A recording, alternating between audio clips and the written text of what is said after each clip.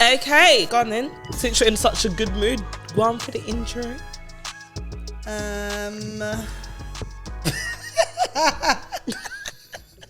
Shit then. Good morning, y'all. We are recording in the morning for you guys. We got up early to record, hence why hot drinks today. Had to leave the alcohol for the alcoholics. No, I'm joking. leave the alcohol beverages. It was a bit early. We thought, I mean, I would have, but I thought, you know, You defo would have. I'm the one that suggested hot drinks. You would have come with wine. Yes, 100%. But I thought, let's ease into it this eve or this morning. So good morning, everybody. Good morning, y'all. Wow, she's a new woman today. I don't know how to act. I now know how to act because you're acting up. You're being silly. Put in the comments if Shaneka's doing a lot already. 3 minutes in, she's doing bare. Shut up, Charlene. But good morning, everybody. Good morning, Shen. Good morning, Shad. How are you today, my darling? You're ready. I feel like you're going to annoy me already. I'm excited. There's a lot to look forward to today. Yeah, lots happening. We got a busy day. It was somebody's birthday. Yes. Yesterday. No. Was it yesterday? 2 days ago. A couple of days ago. About to get lit tonight. We are not. Why are you lying? You just out there said you bought a bar. This girl's bought a bar. I don't know why. Anyway, yeah, how are you? So I'm good. I said, how are you? Then I responded, how are you though? I'm good. Moving on. Anyway, so today we are back again with another episode. Hoping that you guys have liked what you've seen so far. We are working really hard just to try and be as authentic as possible. Yeah. And we are loving the comments, the DMs, the reshares, all the feedback. We appreciate every single one of you because honest to God, and this is no cap, when we started this, it wasn't for numbers. We genuinely said, let's just do a podcast and speak our truth. Yep.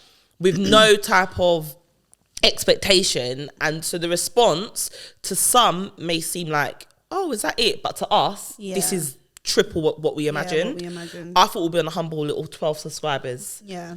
And I was like, whoever watches. And I've forgotten the word. Blown away? Yeah, you could say that. Yeah, so thank you. We appreciate and love you all. Thank y'all. So we're gonna actually just do something different today. So normally when it's just me and Shem, we like to do our little cards, our little questions. But today we're gonna do this or that, spice it up a little bit so you guys can get to know us. And then we'll get into today's chat. So I will start. As you know, you got to just say, don't try and look. I'm not looking. You've just got to do the first thing that comes to mind, your first response. Okay. Let's go. Smartest person in the world or richest person in the world? Smartest person in the world. Save 100 strangers or one loved one?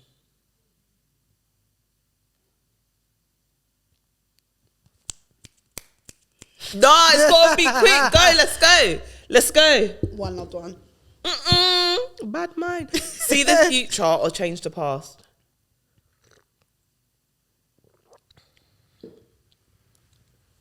No. See the future. No, wait, can we just pause? This is a quick game. I'm a deep thinker. You can't ask me these questions so fast. What do you want me to say? No. Leave your deep thinking for the track. For now, it's just okay.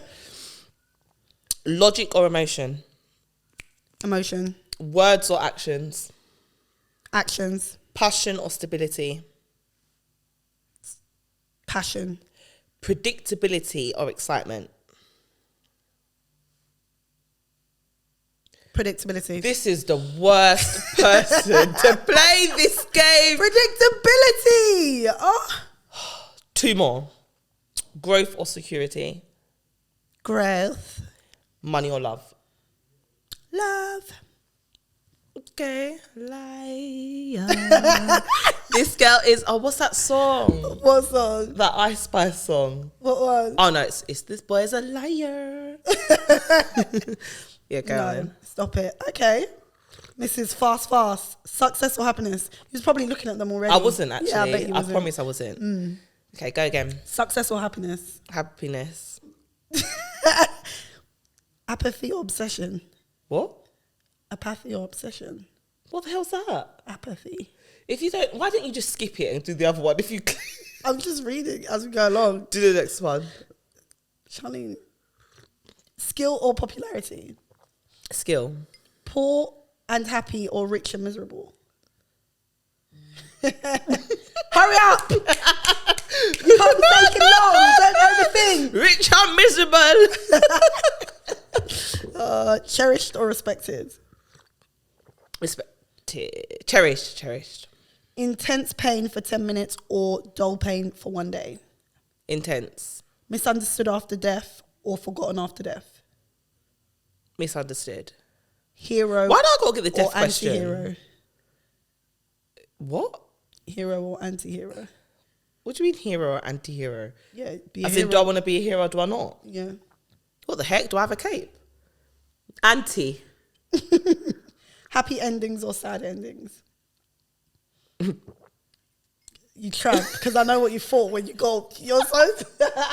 What? I'm talking about it. Yeah, I bet you are. Look at you. Oh my gosh. You make me sick. You make me sick. What are you talking So about? why did you start laughing? I didn't. You did, and you gulped. Look how I'm hard. drinking. No. No, you actually, you need help.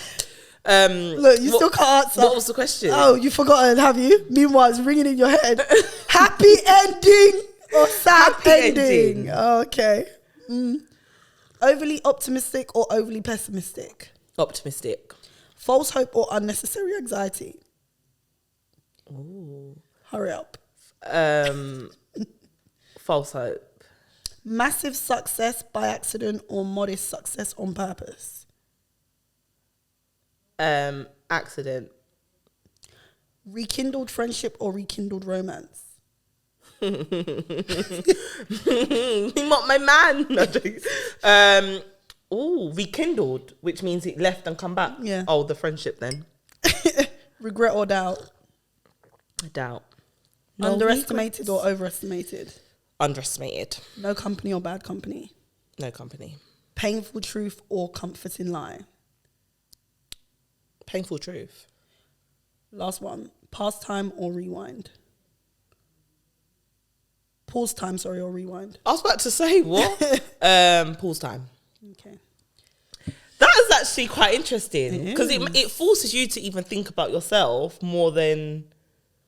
Massive success by accident or modest success on purpose? I said massive by accident. Yeah. Why? What would you say? Yeah, I probably would have said that, but you said one that I was thinking, really? I feel dumb. Apathy. Or Let's obsession. see. What is that?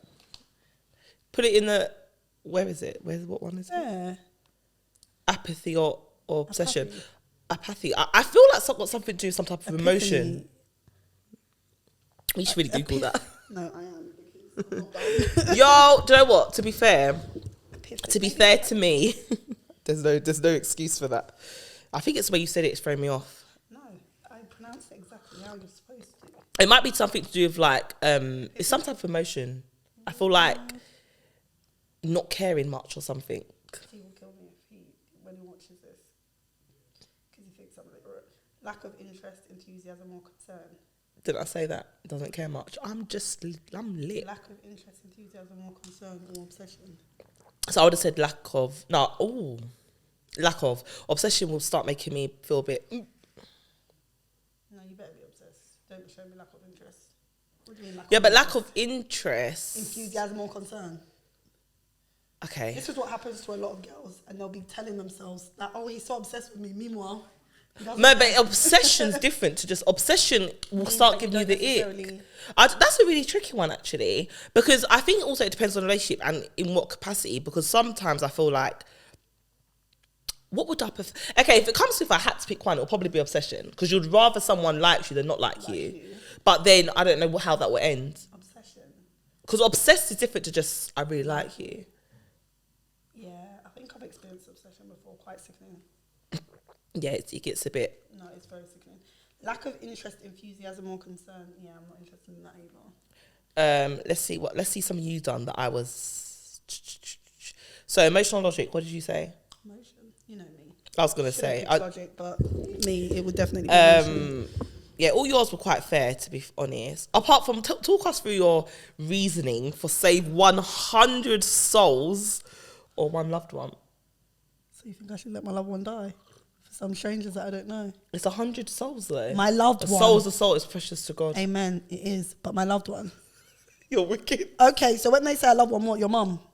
Are you dumb? Get the hell out. It might, a loved one could be your pet. The 100 people could have been murderers, pedophiles. Don't get there. You can't add your own reason. But your loved one. You just asked for my reasoning. I'm giving you my reasoning. No, but you can't. What I'm saying is you can't add things on that wasn't there. I'm not. I'm just telling you my reasoning in my mind is it said 100 strangers. I don't know who you are. I don't know who I'm saving. Could be a paedophile from a flipping. But that's 100 opportunities for people that I don't know. Okay, stay. Don't worry. No, save a loved one, so I'll let you go. Stupid girl. I'll haunt you in your dreams. The one I thought you was going to come for me was the money or love. What did you pick? Love. I would pick love too.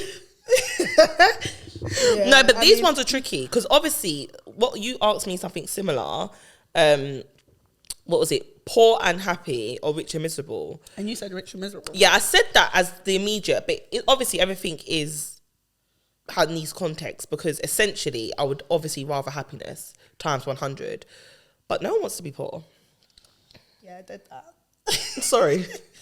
So it depends the severity of poor because poor could just mean once you get paid, all your bills are done and then you don't have a lot to pay. You don't have a lot.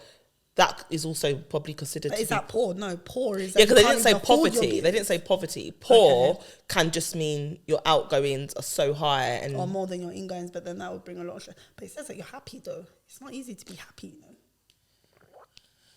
Miserable. I don't want to be miserable and have a lot of money. Yeah, because then you can't enjoy. Riches, even the money is. So that's why I said I think that's why I feel like it's context because if it's not poverty, as in because it told us you're happy, and then I would assume that kids, family, everyone's fine. Yeah.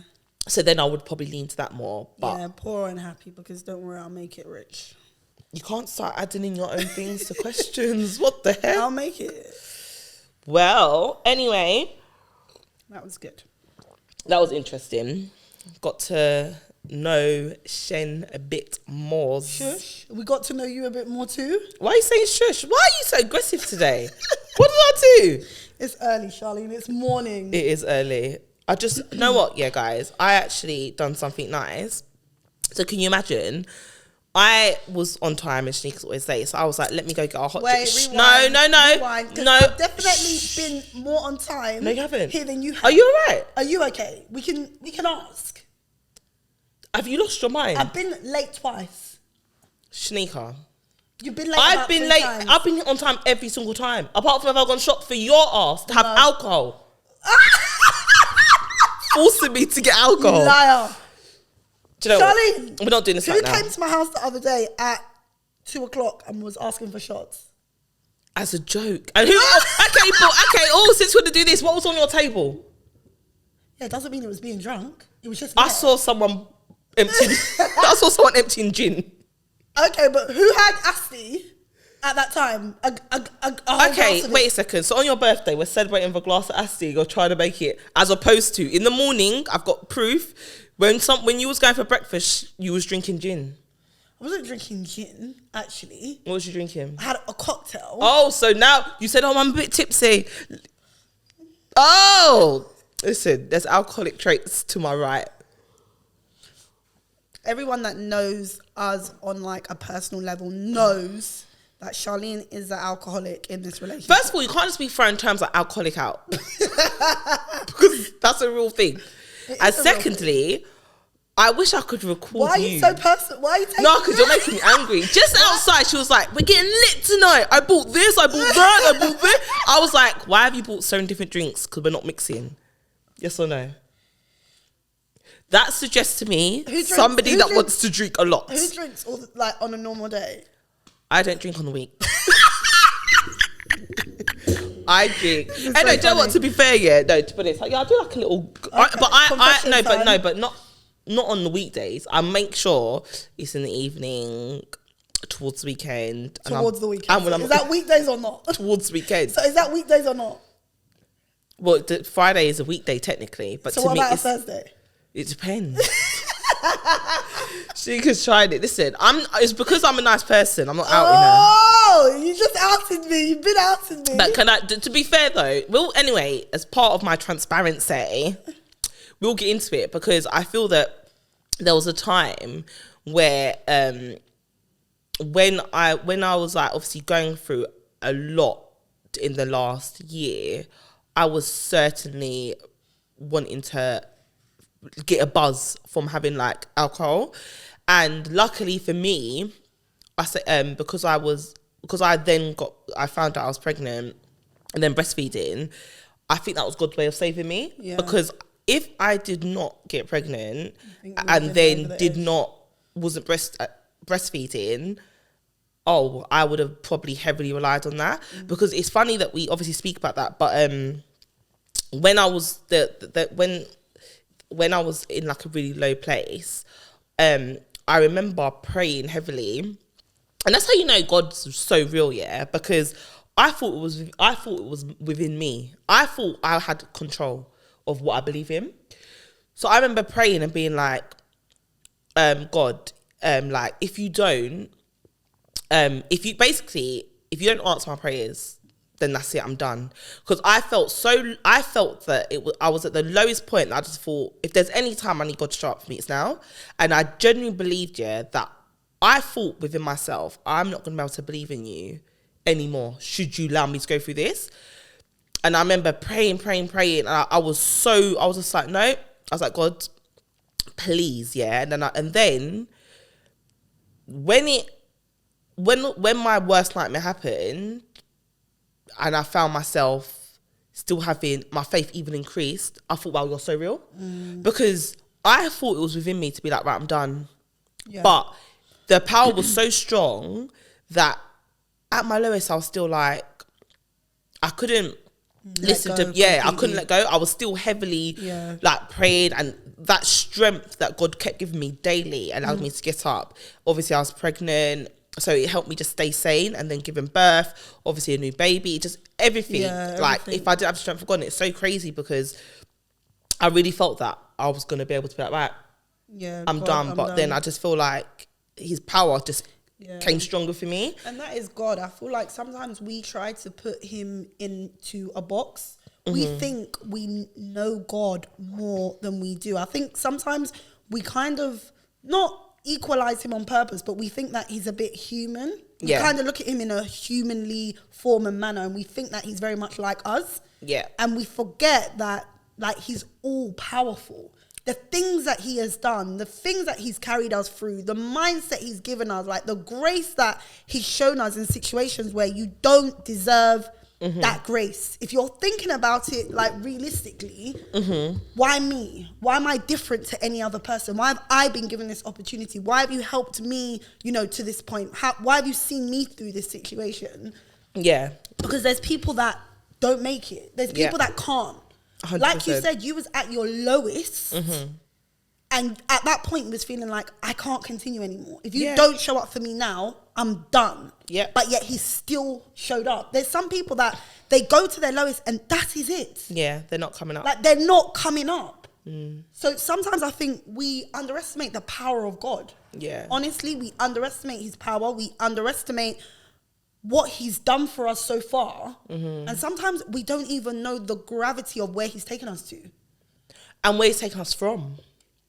Because if we actually like rewind back now to obviously being children and stuff, I've said before in previous podcasts, I didn't grow up in a heavily, like obviously my family all believed in God and we learnt the Lord's Prayer, etc. But it was very, I didn't have no commitment to having to be at church on a Sunday. Yeah. There was no, it was like, At least your family, like you learnt the Lord's Prayer.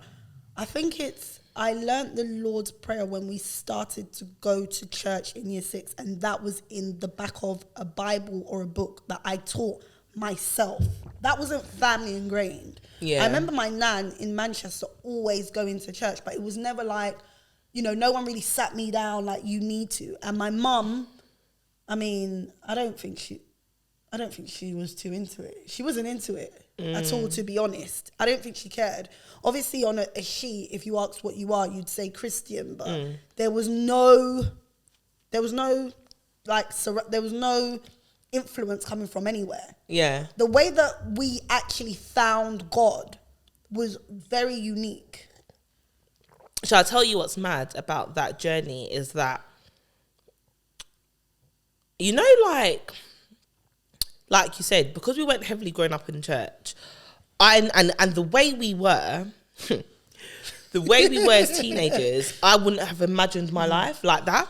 No. So when it's so funny because it was actually my sisters that kept asking me to go to church with them, and it's funny because back then I used to watch this when I was 18, so I was obsessed with EastEnders.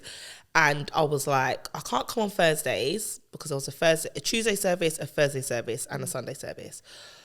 Tuesday I ruled out because I just thought, no, it's too much. Thursday I was like, I can't come on a Thursday because I'm going to be watching EastEnders. And then on a Sunday I was like, I can't come because I'm watching the Omnibus, the catch up. And it was so funny because there was one Thursday that they caught me at my nan's house. So basically at that point I've got my first daughter.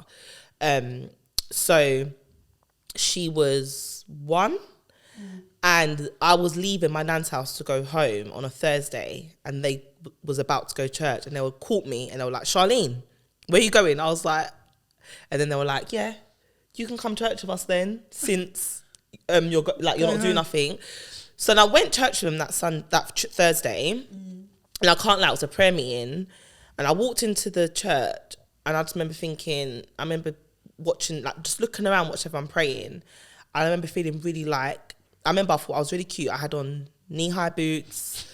I had on like there were leather knee-high boots, leggings.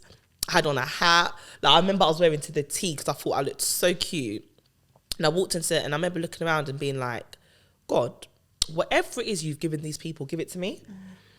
The way they were praying, I just thought, I need that relationship. I just felt like I'm missing out hugely on something here. And I remember just being like, if you could do it for them, you could do it for me. And I was just like, give me that. And I swear, from that Thursday, when I was 18 years old, I did not miss a Thursday or a Sunday service. And then I added on Tuesday services for about 10 years straight. Religiously. Yeah. And a couple, I think after that Thursday service, I must have called you. Yeah. And been like, Shaneka, come to church on Sunday. But it was crazy because even though we'd started church in years, like going on our own in year 6, we always said though, even though we were out doing crazy things, 18 young, we always said like, we need to go back to church. Yeah. It was we need to go back. Like we knew that we needed to go back. So when it was like, come to church, it wasn't like, no, why am I going to church? But you were making excuses at first. You were trying to do a bit dodging, and then eventually. And obviously at the time, we both also had partners, right? Our children's dads. So it's also a bit like, you know, back then, I feel like you don't want to rock the boat out. You don't want to look like, it's almost just like, oh, but what if they don't want to come? Like, you want to make them happy too. So it was a very weird time, but we decided just to go. And I feel that from that moment, we was able to then just, although that section of our life, which will be our 20s, would be the time when most people do their uni experience, their this, their that. And that chunk is when we were the most invested in our church life. I would say we escaped a lot. Even though we was a bit naughty before then, and during. on the grand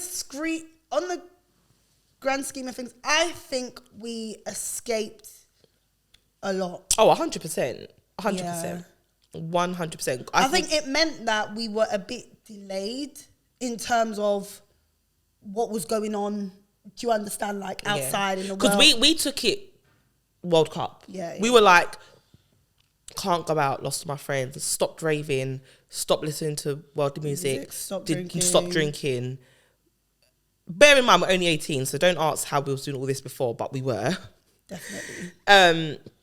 And it's mad, but then I guess as you, in your journey, as you like grow and stuff, the older we got, obviously like you make mistakes, you go back, you go forth, and it wasn't just like a plain sailing, fantastic life of Christians.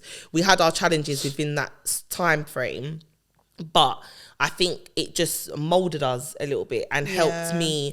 And I think, in fact, interestingly, because I was looking at a podcast and I want to talk to you actually a little bit about settling. And I feel that whilst I think a lot of my mindset stemmed from childhood, I think it is also coupled with that period of time.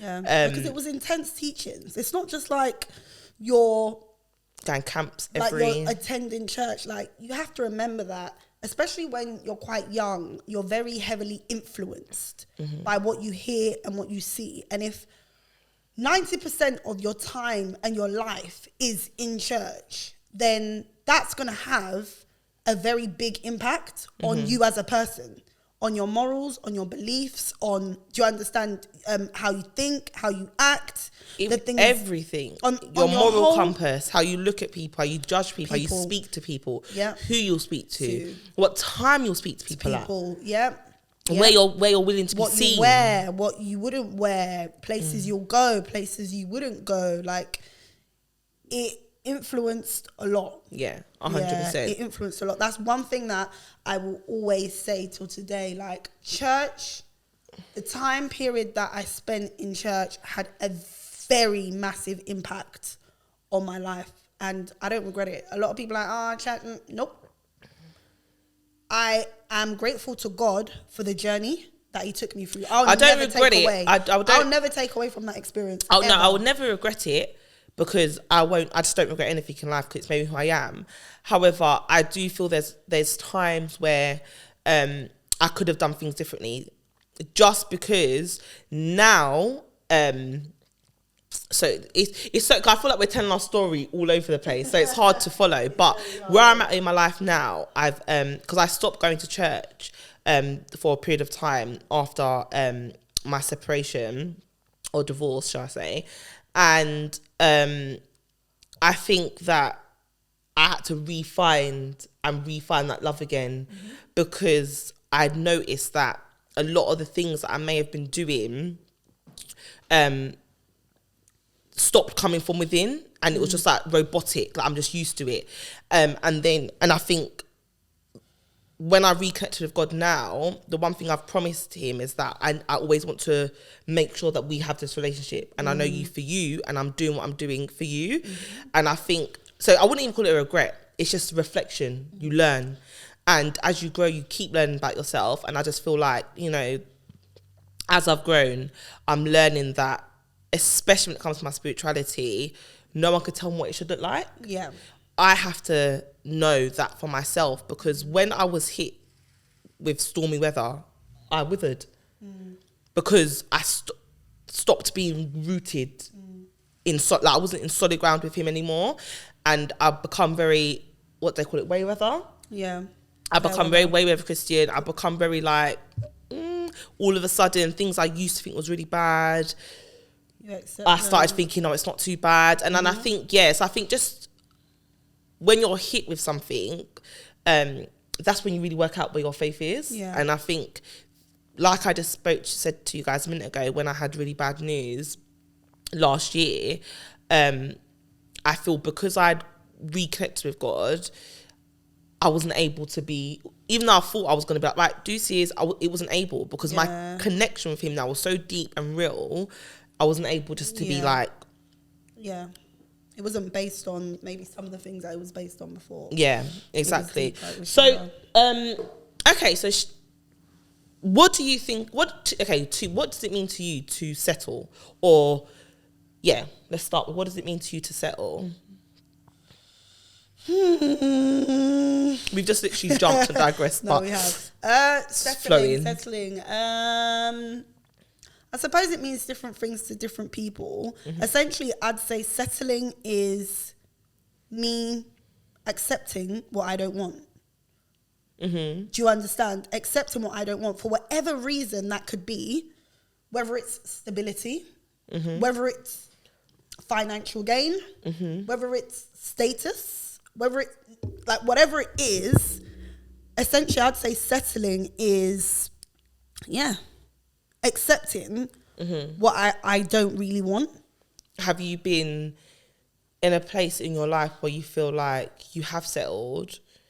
If so, like, when would you say that you feel like you've experienced seasons of settling, and why do you think? Too many questions at once. Start from like. Okay, well, because the reason I say, because I don't want to interrupt you, so I'm thinking like, do you feel you've settled? If you have, in what season do you think you done the most? I feel like, I think I did settle, but at the time I didn't actually realise that I was settling. Okay. I don't think I knew at that time my full potential and my full worth. I think my mindset was kind of limited at that point. So I only thought to a certain point. I couldn't see further than that point. Yeah. I would say I didn't have a lot of vision and, do you understand, and dreams. And even though those things were underlying, they wasn't at the surface. So at the time, I didn't actually feel like I was settling. How did I realise that I was settling? I think I was just internally unhappy. And I couldn't be made happy by any specific thing. Going out to eat wouldn't make me happy. Going out for a night out wouldn't make me happy. Like, there were so many things that was just not making me happy. And I had to dig deep and really sit down and think about where the source of unhappiness was coming from. And I think as I began to realise where the source of unhappiness was coming from, it was even harder at that point. Okay. Because it wasn't like, oh, you're not happy because you're not in the right job. Just change your job. Do you understand? It was closer. Okay. It was deeper. And me making that change, it was going to have an effect on a lot of things and a lot of people. Okay. Do you understand? It wasn't just me that was going to be affected by the decision that I felt I needed to make. So is this a younger you, or like, as in, so like, when you think about, like, obviously you said that you feel like you have settled in time in your life. Yeah. Was it something that, was it like a pattern from younger? You feel like you've constantly settled? So I feel and then it presented itself as a major thing at a point? Or do you feel like you've not really been someone to settle, but there was one major time you did settle and then? I feel like the way I kind of grew up was very much like, growing up for me, there was no pressure. I didn't need to be the brightest. Do you understand? My mum wasn't like, if you don't go to school and get A's and B's and C's, you're a bad child, or I'm going to disown you. Yeah. So that was not a pressure for me. I mean, just go to school and do the best you can. Done. Do you understand? Like, yeah, 100%. I don't think growing up I was necessarily surrounded with, or there was enough influence in my life to aspire to do much or be much. It was just like, you're fine the way you are. Yeah. Whatever you do is great. The only time I got blasted was when I got pregnant with my first son. And that was the only time. Wait. I remember there's a time. Do you know what I mean? I remember when, so we went out, so we must have been like 16. We went out and then we went out and we both missed curfew, but you took the mix. So we come home, I think the next day, and Auntie Pat kicked I you was out. Constantly taking the Wait, but do you remember Shaneka? Shaneka come to my house with a black bag and says, but you know back then when your mum says get out, they don't mean get out. But this girl wanted to take it literally. Because, she packed her black bag, you. and she come to my house and was like, can I live with you? I don't know who we thought we were at 16, first of all, because that's actually quite hilarious. And then she moved in with me. But then what was funny is that I still, like, my mum was really strict, so there were certain things I still weren't allowed to do. But technically, Shaneka could still do it. Do you know what I mean? So it'll be like, she could be like, right. But to be remember, the thing was, I wasn't allowed to do it. Yeah, I just did it. Yeah. My mum was very soft growing up. And now thinking back, she was probably stressed. She was too stressed. She didn't have the time to focus on Your parenting. And do you understand on those things? It was just like, I always managed to slip the net. I had a lot But that tougher day time. that she kicked me out, she had like, my mum doesn't get angry. So funny. She's cool. She's chilled. Like, she doesn't really mind. But that day, I pushed it. I remember getting back and there was like 3 bags on my doorstep, black bags. No key, nothing. I remember calling my mum. She was so angry. That was actually that was the first time that I think I'd say I saw the real anger of my mum, because other than that, she'd say, come back at 8 a.m, mum, I'll be back, knowing full well I'm not getting home till 10, 11. If my mum said get back at 8, if Charlene was getting home at 8:30, on that way home, she's shaking. She's like, oh, Shaneka, I don't know what I'm going to do. Listen, because my mum won't play game. Listen, when I told you my mum was strict, and it's mad because people be like, your mum was strict, but we obviously both, like she just said, had teenage pregnancies. But that was top level, what's the word? When you're going the opposite to what your parents telling you to do.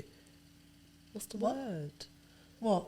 Like, there's a word I want to use. You know, we got disobedience. That was top level disobedience. So my mum was strict to the point that there was a time when me and Shaneka said we're going out for her birthday, okay? And we said we're going to a Chinese restaurant that was really local to us. And my mum was like, okay, no problem. You can only go if her mum goes. I was like, yeah, mum, the mum's coming. And she was like, okay, I want to talk to her mum at some point. I was like, yeah, sure. But I'm thinking you're not going to follow this through. Yeah. But that's when we went cinema. We tried to do double date, yeah? Peckham?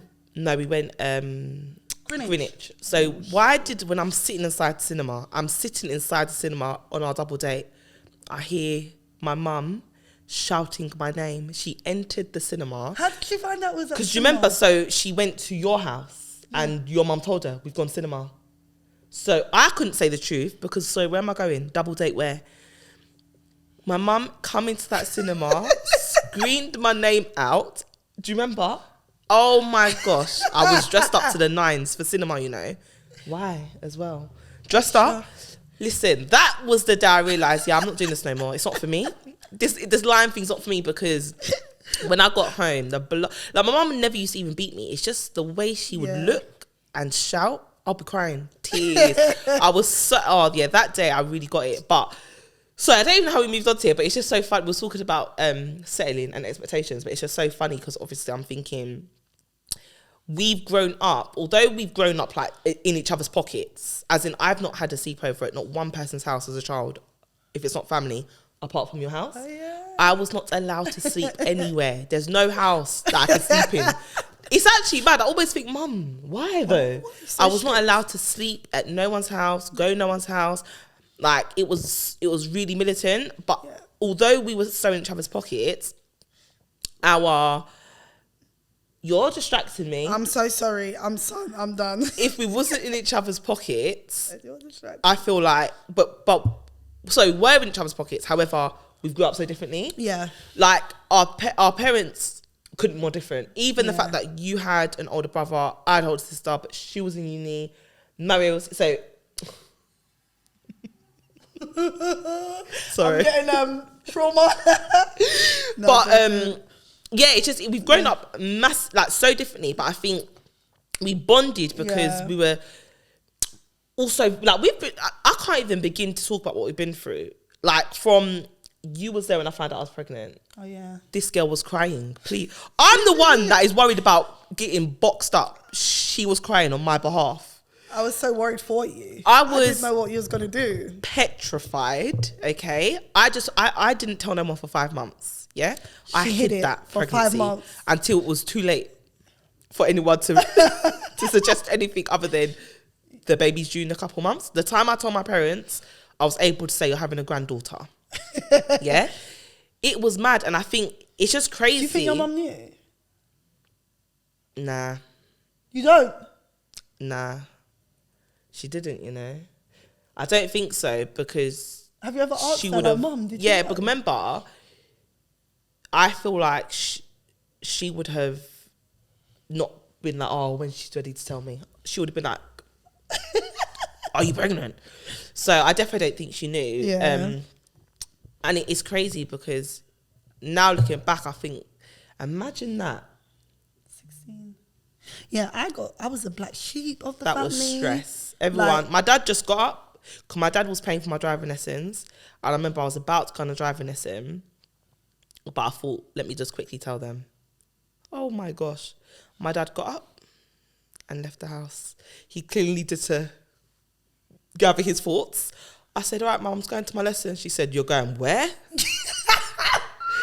Oh my gosh, that was crazy. But then it's so mad because it's like, when we're thinking about that, I feel like, listen, my mum weren't joking. I can imagine. She weren't joking, but it brings me on to think like the why I'm proud of who we are today, because to have a teenage pregnancy, but then also on top of it, like you said, there was no massive pressure. There was no pressure to be like, go back to school, go back to college, go to uni. It was almost just like, and also back then, it wasn't a common thing. People teenage pregnancies wasn't a thing. Now, not say it's a thing, but it's less alarming. Yeah. Back then, we was part of the few, if not the first. I remember when I was giving birth, the amount of medics that was in the room.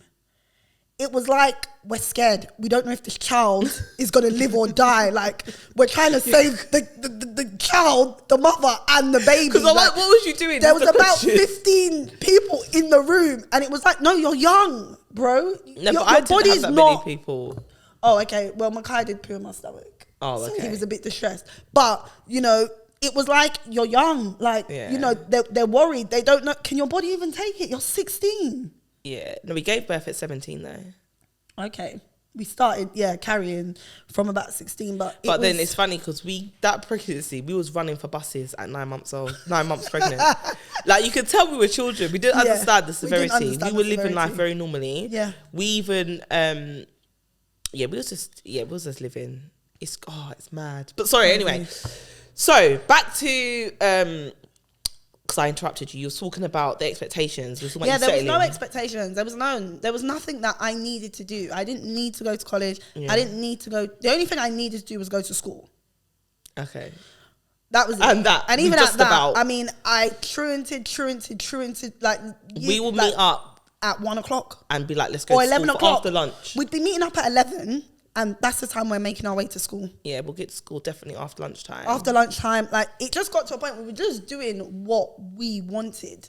But back then, there was no way for them. Like, they will tell your parents via you or send you home with a letter. And it's like obviously they're not getting that. They're not getting that.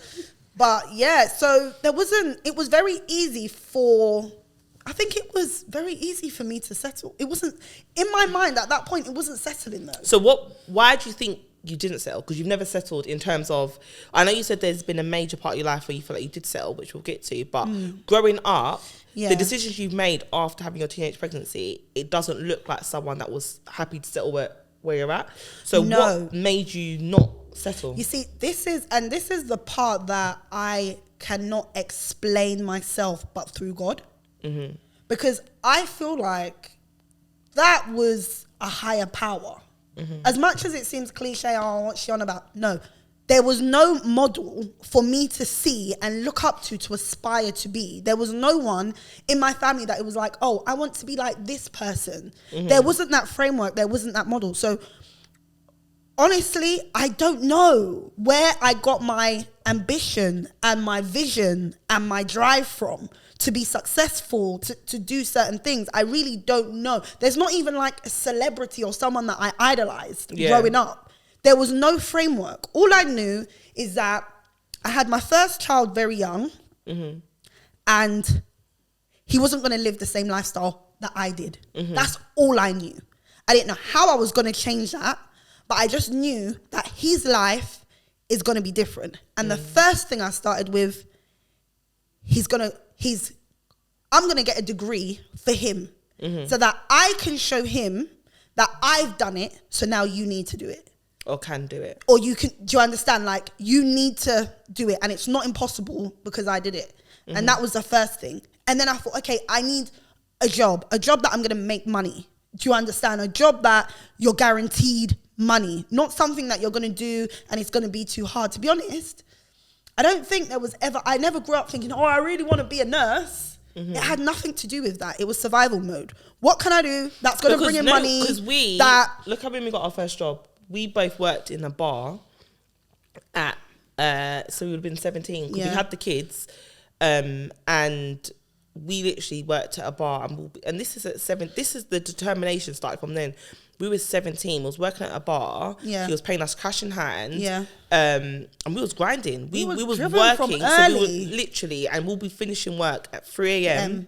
Going home to start taking care of the kids in the morning. Yeah. And it was like, we had decided from very early on that this can't be something that's going to hold me back, rather push me. Yeah. Because funny you say that, the type of people we were, if we didn't have children young, we probably wouldn't be where we are now. Career-wise. No way. I would have thought, because there was no need because it wasn't expected. It was almost just like, do it. But I think the minute I had Ty and she had Makai, I feel like we decided that, the narrative, I'm not good. In my mind, personally, I was like, I'm not good. I didn't want to be, and no disrespect to anyone that is, because each their own. But personally, for me, I didn't want to just be another statistic. Yeah. Young black mum, pregnant, living at home on benefits. Because that's how you were made to, oh my gosh, you're pregnant at 16. What are you going to do with your life? And I decided that, you will see that I won't be that far behind my peers. In fact, I'm about 9 months behind academically in terms of,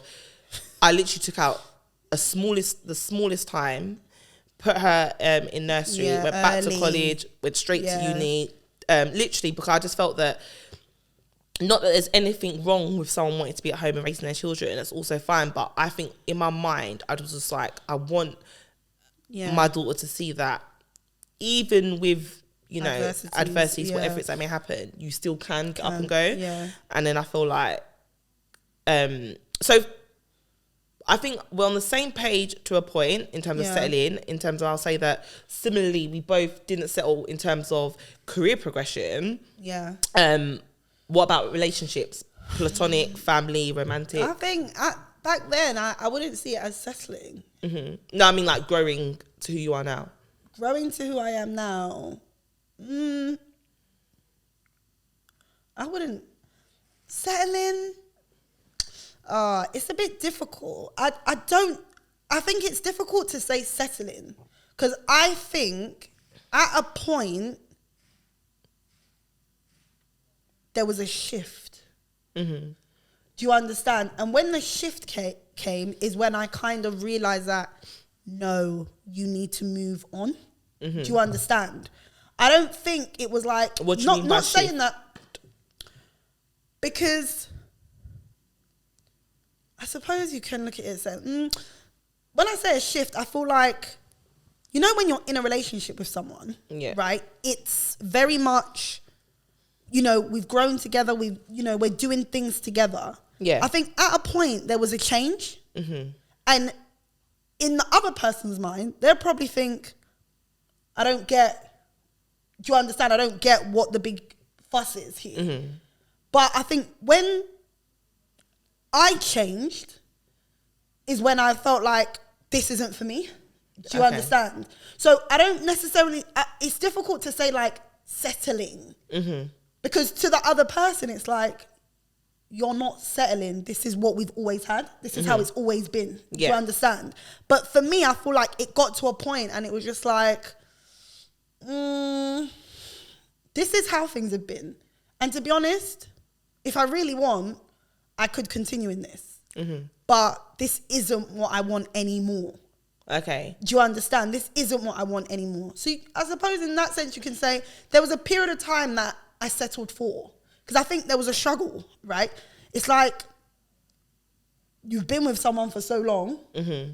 Am I leaving this? It's scary. I'm going to leave this person and go into this big wide world on my own. The person that I've been with for so long, or with children. Yeah, with 3 children. Or am I just going to stay here and continue? Yeah. Do you understand? So I suppose... So would you suggest that point of realisation is when you was choosing not to settle? Not to say you were settling, but that was when maybe you decided that if I stay, it will be settling. if I stayed, it's crazy. I think the difficulty I'm struggling with is the term that we're using. I think at that point I just wasn't happy, and I just felt like if I stay, I'm going to continue to be unhappy. Am I going to leave and be happy, or stay and be unhappy? And I think this is where sometimes people get it a bit mistaken. Okay, so first of all, there's a couple of questions I want to ask you. So when you speak about happy or not happy, what is your definition of happiness or not happy that's enough for you to feel like I need to make this move? So for me, it wasn't like there was one thing. I get it, like, you know, conventionally, biblically, you're not supposed to leave your marriage, you don't divorce, and that's what everyone wants. No one wants to leave to understand a marriage, but I feel like for me there were too many elements of unhappiness. It's not just like one specific thing was not necessarily working. We get it. Relationships, there will be ups and downs, there will be difficult times, there will be, you know, not everything is going to be perfect. But for me, I think on the whole it just wasn't, I couldn't draw joy from any area. So what emotions do you think you were facing during that time that led to the conclusion of, okay, this unhappiness can only result in me leaving? Like, do you feel I think maybe after trying to resolve issues for a long period of time that were not resolving, I feel like in a relationship, right, two people have to be willing to resolve an issue. Otherwise, it's not going to work. No matter how much you want to resolve something, if the other party or vice versa is not willing to resolve it, it gets difficult. And I think when you've tried, or a situation has been a particular way for a period of time, you lose will. You lose, you even start to lose the strength and the power to want to resolve something. Yeah. So I think it just got to a point, and for me, I'm a deep thinker. I don't make irrational decisions. I think it took me a very long time pondering on, that idea before eventually, it was like, no, this is actually the reality. So what would you say to two things? So I'm a lady of bare questions. So what would you say to I've lost my train of thought. Sorry, what would you say to, because as I'm processing what you're saying, I'm thinking, okay, cool. So in terms of, you making certain decisions that you thought that were right for you, and you said that obviously it takes two people to work on a situation, and you feel like, if over a period of time, you two can't find that resolve. So would you suggest that a divorce means a failed marriage? Or do you think that it doesn't necessarily mean the marriage failed just because you divorced? I know that question sounds a bit backwards, but it's because I was watching a podcast actually, and a married man was talking about the idea of divorce not necessarily meaning a failed marriage. Yeah. And when I hear you speaking about, being unhappy, and I know that a lot of people may suggest that, be unhappy then, and marriage is for life, you must stick it out. People would save the kids. And so how would you respond to those two elements of, one, the idea of marriage is forever, so therefore there's not an option to leave. Yeah. And then two, would you consider that even though you express you're unhappy, obviously you got 3 beautiful children from it. Yeah. Would you still say that your marriage failed just because you divorced? So I know there's 2 questions. Answer how you choose. I'd say it's difficult. I think it depends on the way you look at it. A failed marriage, I feel like, means that something it's almost like it's a test and you didn't pass it. I don't feel like I would call it a failed marriage. I feel like I've never regretted marrying, and I would not take anything away from that experience. Yeah. If anything, I'd say I learned so much, not only obviously about the person, but about myself. It revealed so much about me. Tell us. To me, like the type of person that I am, Okay. right? So I feel like I've never ever looked at it as if in you failed. I just looked at it as, okay, this was a chapter of my life. And you know, maybe it was the will of God that it was going to, end at a certain point and we were going to go our separate ways. And this is what it was going to be. I don't know. Maybe it wasn't. But for me, because I don't regret my decision, I feel like it's very difficult to say it's failed. Yeah. I'm content with the decision that I made. I've not made that decision and felt like, I'm looking back, or there was I shouldn't have made that decision. Do you feel empowered by your decision, or did you feel shame, or did you feel, it took courage? Like, what emotion? I'd say, I think because at the time, my heavy involvement in church, it was very difficult it took a lot of courage to make that decision. At that time, the position I was in, what I was doing, that's very contrary, number one, to the word of God.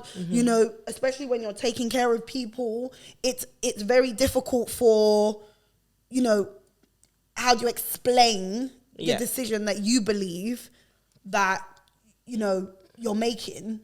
It was difficult. It wasn't an easy decision. But I think I had to look beyond what people were going to think or say at that point. Yeah. And I think it's important. Some people get trapped in the mindset of what others are going to think. For me, it's my life. Yeah. I'm living it every day. You're not living it with me. Yeah. You see me in church, or you see me at work, or you see me out, but you're not living and you're not going through what I'm going through. So at a point, I think I just hit that point where it was like, no, I've actually got to do this for me. Yeah. And I've got to do what works for me at this point. And everyone will say, oh, the kids. Children are not stupid. 100%. Okay?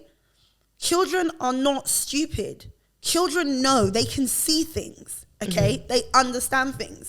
And I'm not saying that every marriage that you're not happy, you should just leave. No. But what I do believe is that, to an extent, number one, children growing up in an unhappy environment has an effect on the child. Yeah, number two, you're also teaching your children that it's okay. I'm not saying teach them that, anytime you're unhappy, get up and leave. Every time you're unhappy, you're not happy, don't go to work, don't go to school. But also teach them that it's okay to make a change if necessary. If you feel that it's necessary, make a change. I feel like some of the examples that we give our children, it's not correct. Growing up in a household where you can see that your mum is unhappy and she's staying, now you believe that as a woman you should get into a marriage and then stay, even if, I'm not saying I was, but you're being mistreated, or do you understand, you're being exploited or whatever. I don't think it's the right mindset to teach a child, Because you can look at it in both ways, because I feel like, so I know... I've known a couple some years back, and the husband cheated, and the wife will be like really upset on the sofa crying, and their teenage daughter was, it's so it's not the biological dad. Yeah. And the teenage daughter will be like witnessing that, and she'll be like, really comforting the mum, but then also growing a bit of a dislike to the partner, because it's like, you've cheated on my mum. But then they've rekindled, they've squashed it, and then the daughter's obviously held some resentment. And I used to always think in that scenario, now the problem is, whilst you may be teaching her in one respect, resilience and etc., I feel like also subconsciously it's back to that settling question and what to expect or what not to expect or what is good enough for you. And it makes me think about self-value and self-love because for me,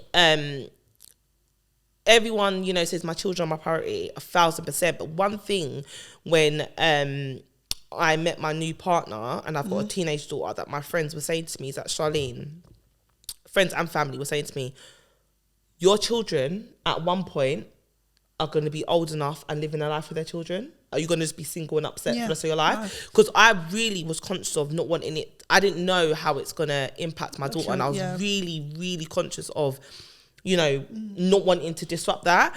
And I feel that, you know, a lot of the things that you were saying, like, it does take me back. Like we said to you guys, this is us to be transparent. This is our story.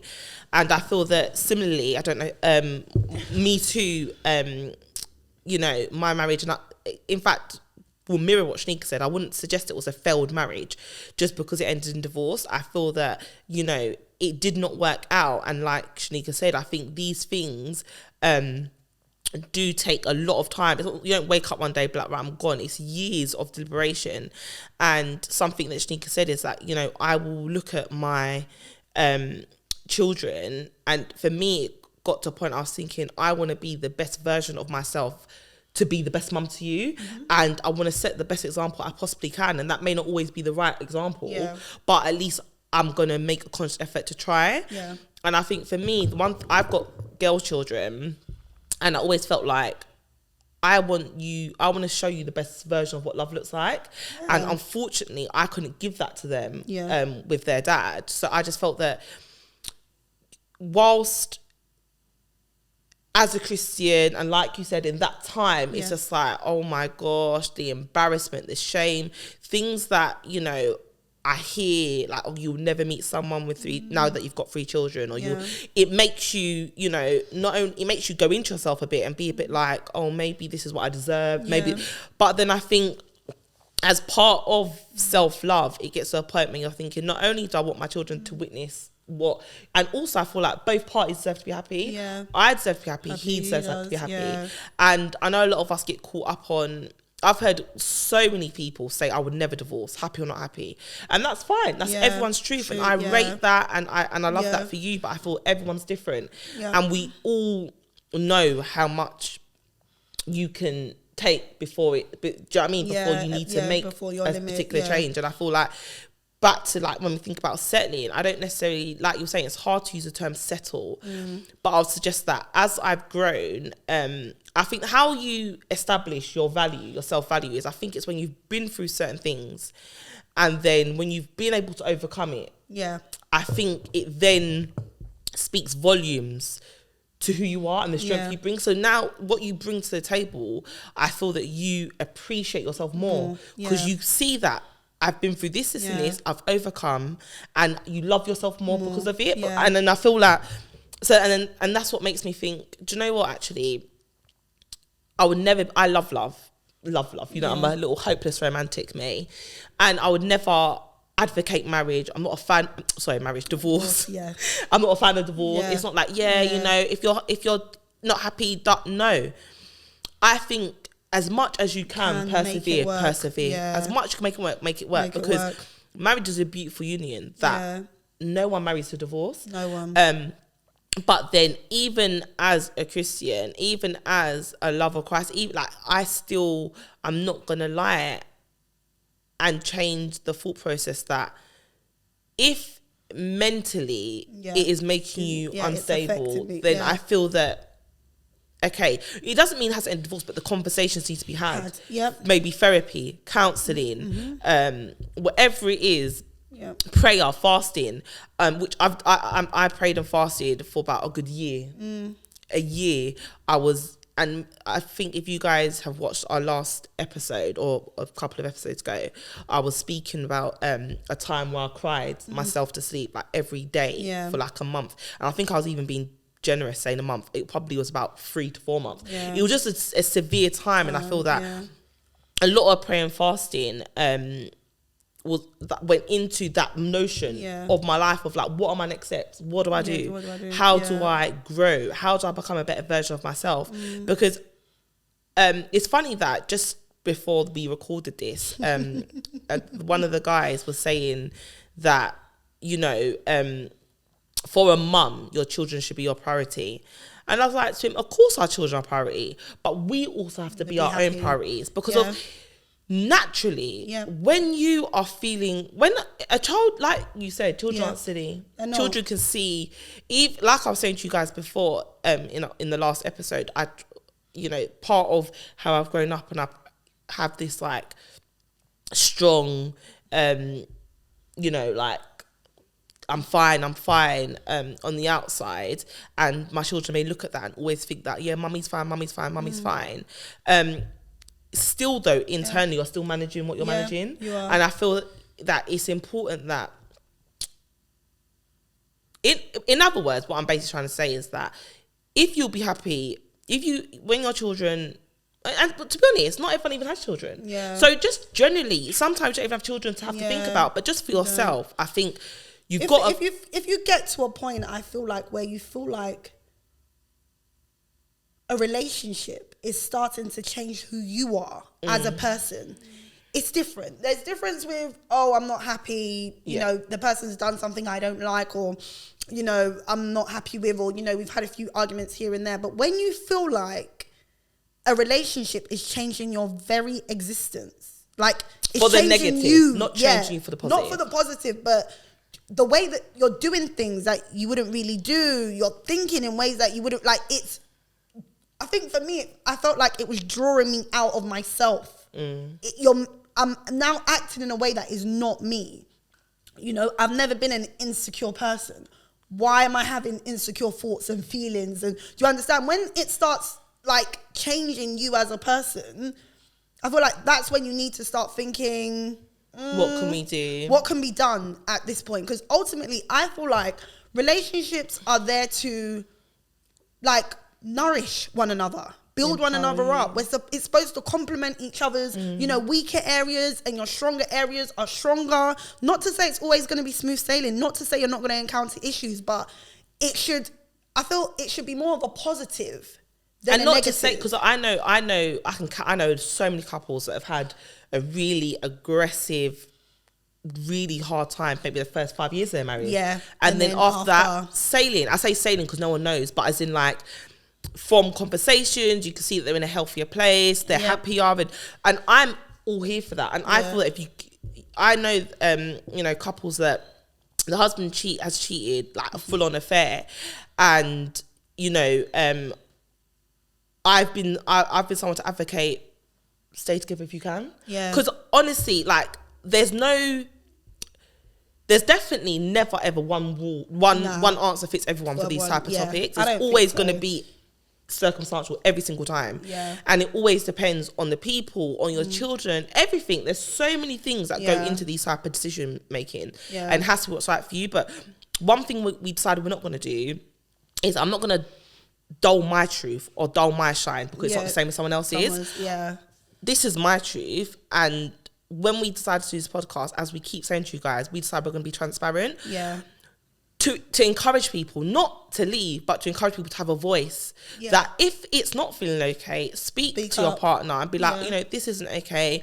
What can we do to manage it? Because I feel that sometimes that's all you need is just a bit of encouragement, a bit of uplifting, someone to have that conversation. Because there was a period of time, a good couple of years, that a lot of couples that I was speaking to,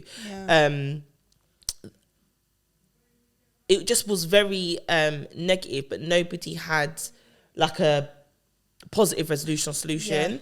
And I feel that, funnily enough, a lot of people's things were coming out after the event. Yeah. Because of no one wanted to speak about it. Everyone was suffering in silence. Yeah. No one was really talking about the real truth of trauma what was going on facing in their marriages. Which you don't have to. Like no one, it's not a given rule, but I feel like sometimes if you had someone to speak to regarding some of these things, it might have been looked on in a different way. And not just anyone. Not only, the right person to speak to. Preferably, I don't know if someone close is and who's the right person? It's even hard to establish. It's difficult to establish, but someone that can speak to both of you. It's in terms of difficult without it counselling, being but biased. do you know, because for me, I think depending on who you go to, the response will be different. Yeah. Down to culture, down to age, down to experience. Mm-hmm. There's so many things that's gonna make, which is why I feel like it has to be down to prayer. It has to be between you and God, and you have to just move in what you think is going to be right for you at that time, and that's all you can do. And I do generally feel that, you know, for me personally, when my marriage, we got divorced and we both moved on, I feel that that's when we've been at our happiest. Because you have, and that's not going to be everyone. Some people, I know people that have remarried even. Do you know what I mean? Like, everyone's story will be different. And that's why it's called Their Voice, Their Story, because it's just one section of our story. And I think the biggest thing that I wanted to portray is self-value, self-worth, self-love. And I think it all stems from within. And it's not about looking at your neighbour. It's comparison is the thief of joy. It's not about, oh, look at them. It's solely got to be about you, your home. Do you know what I mean? It's got to make sense. And a lot of people are too a lot of the decisions that I feel like some people are making are based on others. Like, honestly, I think there's a lot of people that would be in their marriages happily now, but because maybe what the partner has done has become global. Public knowledge. It's like, oh, I'm not going to be with him, but you want to be with the person. Deep down. Do you know what that reminds me of? You can't see past the person. Stop acting. It's okay to be real. Like, live your truth. Live your truth. If you want to be with someone that has... Okay, wait. So I'll ask you a question on that statement. Go on. Okay. So in that scenario, let's say, for example, a couple, let's say the man cheats on the wife, whatever, and then the woman may want to get back with him. Yeah. We know it's marriage and it's sacred, but if not only cheating, let's say there's lots of contributing factors as to why it's not working, and let's just say it was me, and I'm coming to you and being like, what do you think I should do? In those type of scenarios, I always, like, where do you go in terms of advice? Because of some advice may sound ungodly, because it's like, I don't give advice. Where would I don't give advice. I think there is. I have a friend that has come to me on that kind of, similar situation, and for me, it's, what do you want?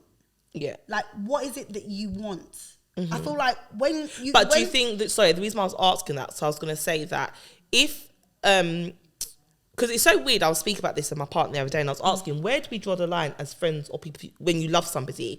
Because we was watching Love Island, and we were saying, okay, if you could see someone you love is being mistreated, but that person's like, I love them. I was like, where, like, how far do you go in saying, I don't think, because I was saying, my suggestion, my humble opinion was that you let them know once, that's how you feel. And whatever they decide to do as your friend or family, you now just have to support them. But I know that there's another point that some people will be like, if they've expressed that they love them despite they're being treated, it's not your place to say, oh, I don't think he's treating you right. You should just basically be like, okay. So, like, for you personally, where do you think there's a line, or do you think it should be, there's two people in that relationship, so I'm not going to give my opinion on, even if they ask, I'm not going to give my true opinion on it. I'd rather you work out your own. If you ask me my personal opinion, I can give you my personal opinion based on me and what, if I'm in that situation, what I would do. I can only give you my own personal opinion, right? Yeah. But if you're not asking for my opinion, you're not getting it. That's number one. Number two, unless it's life-threatening, do you understand? If it's life-threatening, then I'll speak up. If it's just, nonsense misbehavior and you want to, whatever, that's whatever, But if you ask for my opinion, oh, sorry, I'm giving you my opinion. What you decide to do after that is up to you. But I'm going to give you my opinion. Yeah. Otherwise, why did you ask? 'Cause I feel like, I mean, it depends on the friendship, because some people just want to be co-signed. They like do. some people just want to be co-signed. you to and some people also just want to tell you. I feel like sometimes some people just want to tell you what they think you want to hear, as opposed to what they're actually really thinking and feeling. I know 100% there's so many girls out there that are not in their marriages, not because they don't want to be, just based on the fact that everyone knows what their husband is up to. And the reverse, a lot of people are in marriages and they don't want to be. It's just, but it's like, life, isn't it? You know, I'm going to be here for whatever reason. I guess it's, and some would even say it's honourable. If you're able to stay, then it's actually, like, honestly, if you're able, I think, good for you. I think it's good for you if you're able to, I think I saw that on someone's podcast. If you can forgive the person and stay and be happy, then it's good. But if you're going to stay and you're holding on to a lot of resentment and, you know, I don't understand the point in that. I guess it's because the union is still together. But it's still together in what capacity? I know couples that physically we're together, but emotionally it's dead. There's nothing. We're literally coexisting in a house. Now, what's the purpose of that, and how long are you going to be doing that for? Because the reason why I was saying earlier, because some people are happy to do that for as long as the children grow. Yeah, they are. And no, but some people can do it, I feel like, to a degree whereby the child is still an amicable situation. It's not like we hate each other. It's not like, do you understand? Like, and I think that is very good. If you have the strength and the power to be able to do that, and, you know, the children can't really see and grasp what's going on. But when it becomes toxic, you know, it's abusive, there's shouting, it's angry, it's very, you know, disruptive, I think that's when you need to second guess it. And I think you need to think about it, because kids absorb everything. That's sponges. Kids absorb everything. You think they can't sense energy when there's so much tension in the house and animosity? Like, they can pick up on so much things. And I get it. It's good for kids to grow up to see a man and a woman living together. But you also don't want a child that is holding in a lot of anger, and, you know, they're confused because they don't really understand what is going on.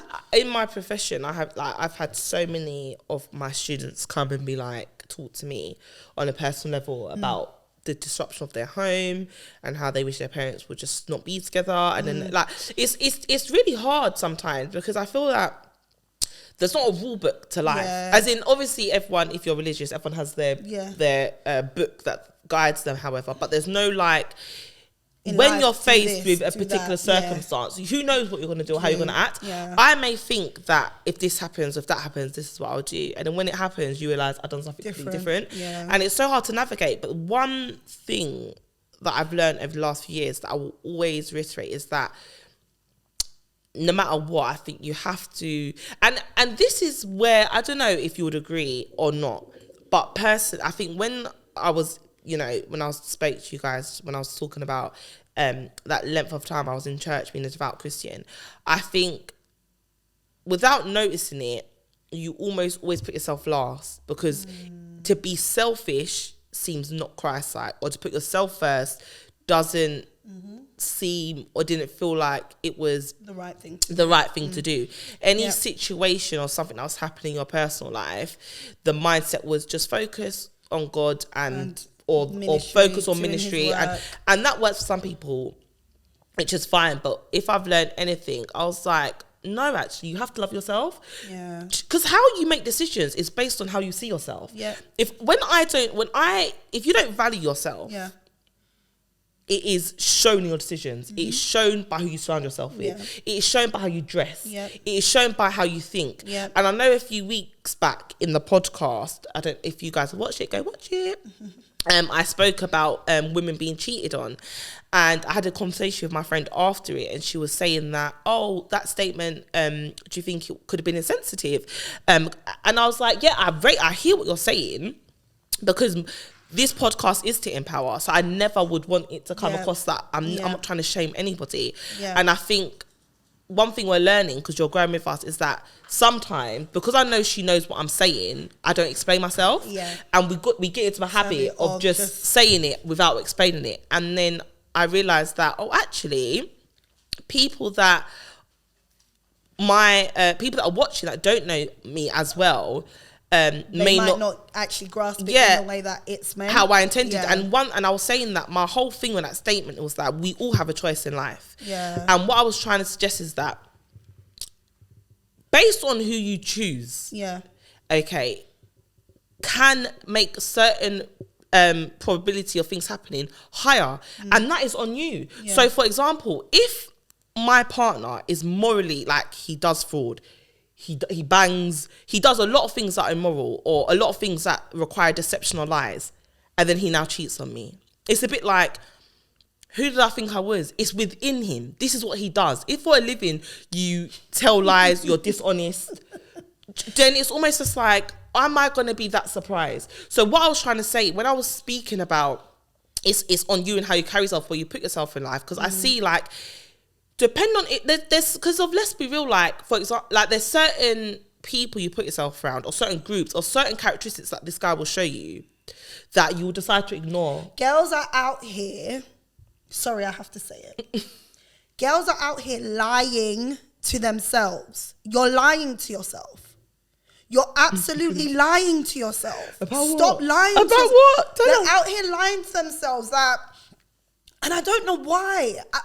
As females, it's a thing that you tell yourself something that is not true. Yeah, explain. It's not true. What? We're very good at making up things like, oh, he's really into me. What signs has he shown you that details that he's really into you? You've told yourself that. Because of, we allude to, we rather like than we like the idea of the fact. Things. And I think as females, we're very good at catching on to the idea of things, and we come up with this beautiful ideology in our head that we think is going to come into fruition.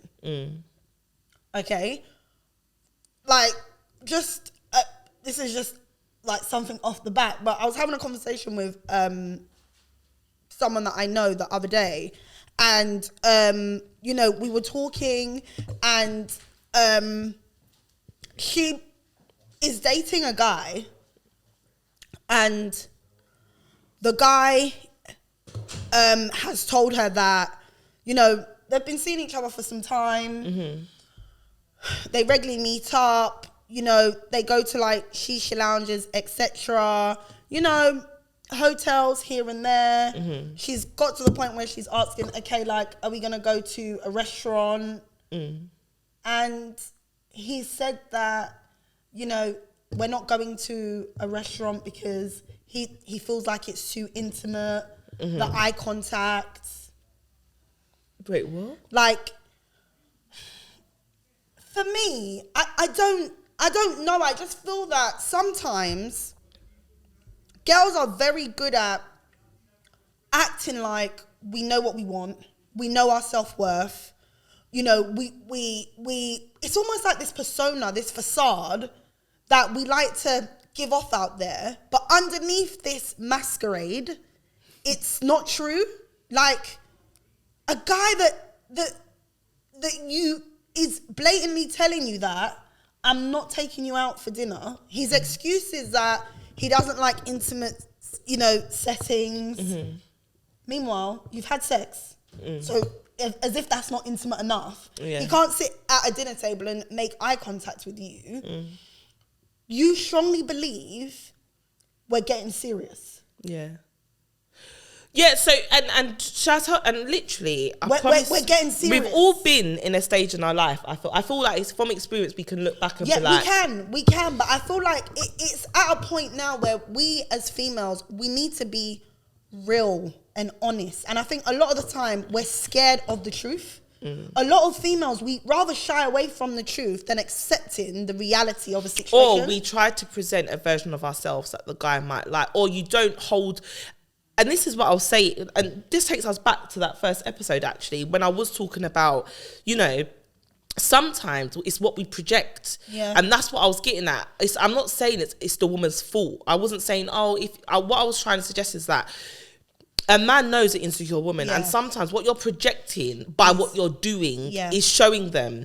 And also, it's also about the fact that, do you say things and stand by your actions? Yeah. If you do this again, I'm gone. It happens again. Okay, babe. Still there. These things are telling to a man, and I feel that, you know, when, like I was just saying, I think it's, and you don't need to say, if you do it again, I'm gone. Like, if you know that, the reality is, if he does it again, you're not gone. Or sometimes you may not even know it. I think it's just more this. I think it's more as you grow, you've got to find out. I think the biggest lesson I've learned: self-worth, value, all these things don't just plop up overnight. You've got to look for it within yourself. Because we are naturally self-critics. We criticize ourselves so much.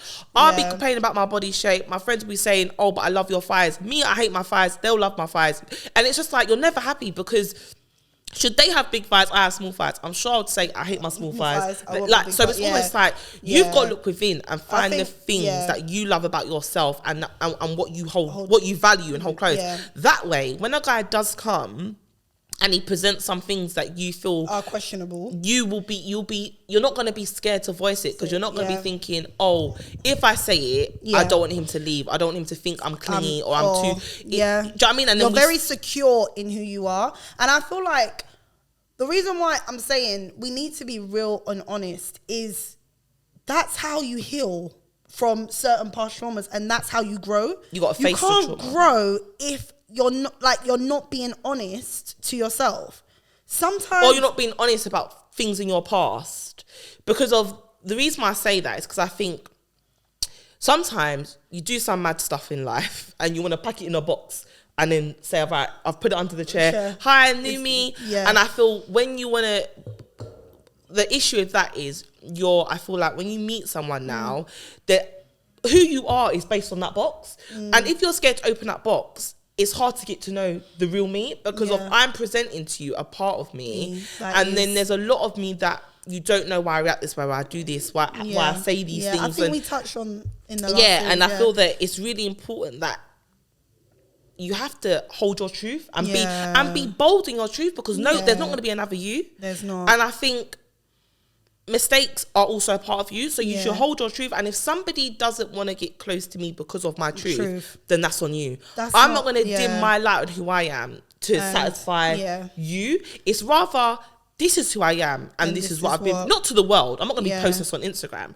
But I'm saying, if I get into if I meet somebody, and we're talking or whatever, and if I feel that, you know, this might go somewhere, I'm not going to hide away from it, who I am, because it's made me who I am. You have to let your true self show. And a lot of the time, you don't want your true self to show, because we've not dealt with the past. We've not healed from certain situations. But the reality so tell us, so on the back of that, how do you think you've, not to say you're fully healed or trauma-free, but just for the conversation, how would, and for people listening that may be in similar space in life, what did you do to deal with some of your traumas or insecurities, or like, how have you, what things did you I think the first thing is humility, right? As much as we say, I'm a bad bee, you're a bad bee, but be humble. You need to be humble, and then you need to start reflecting. And looking at why you've made certain decisions. Do you understand? And what was the motivating factor for those decisions that you've made? How did you find yourself in this situation, that situation, that situation? Behavior? Is there is it repeating itself? Why do you keep finding yourself with these type of guys? Look at what you want. And is it who your circle? It could be your circle. Look at what you want. Why do you want a guy that has a lot of money?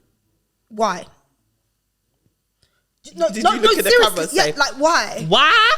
No, Gold digging ass. I'm joking.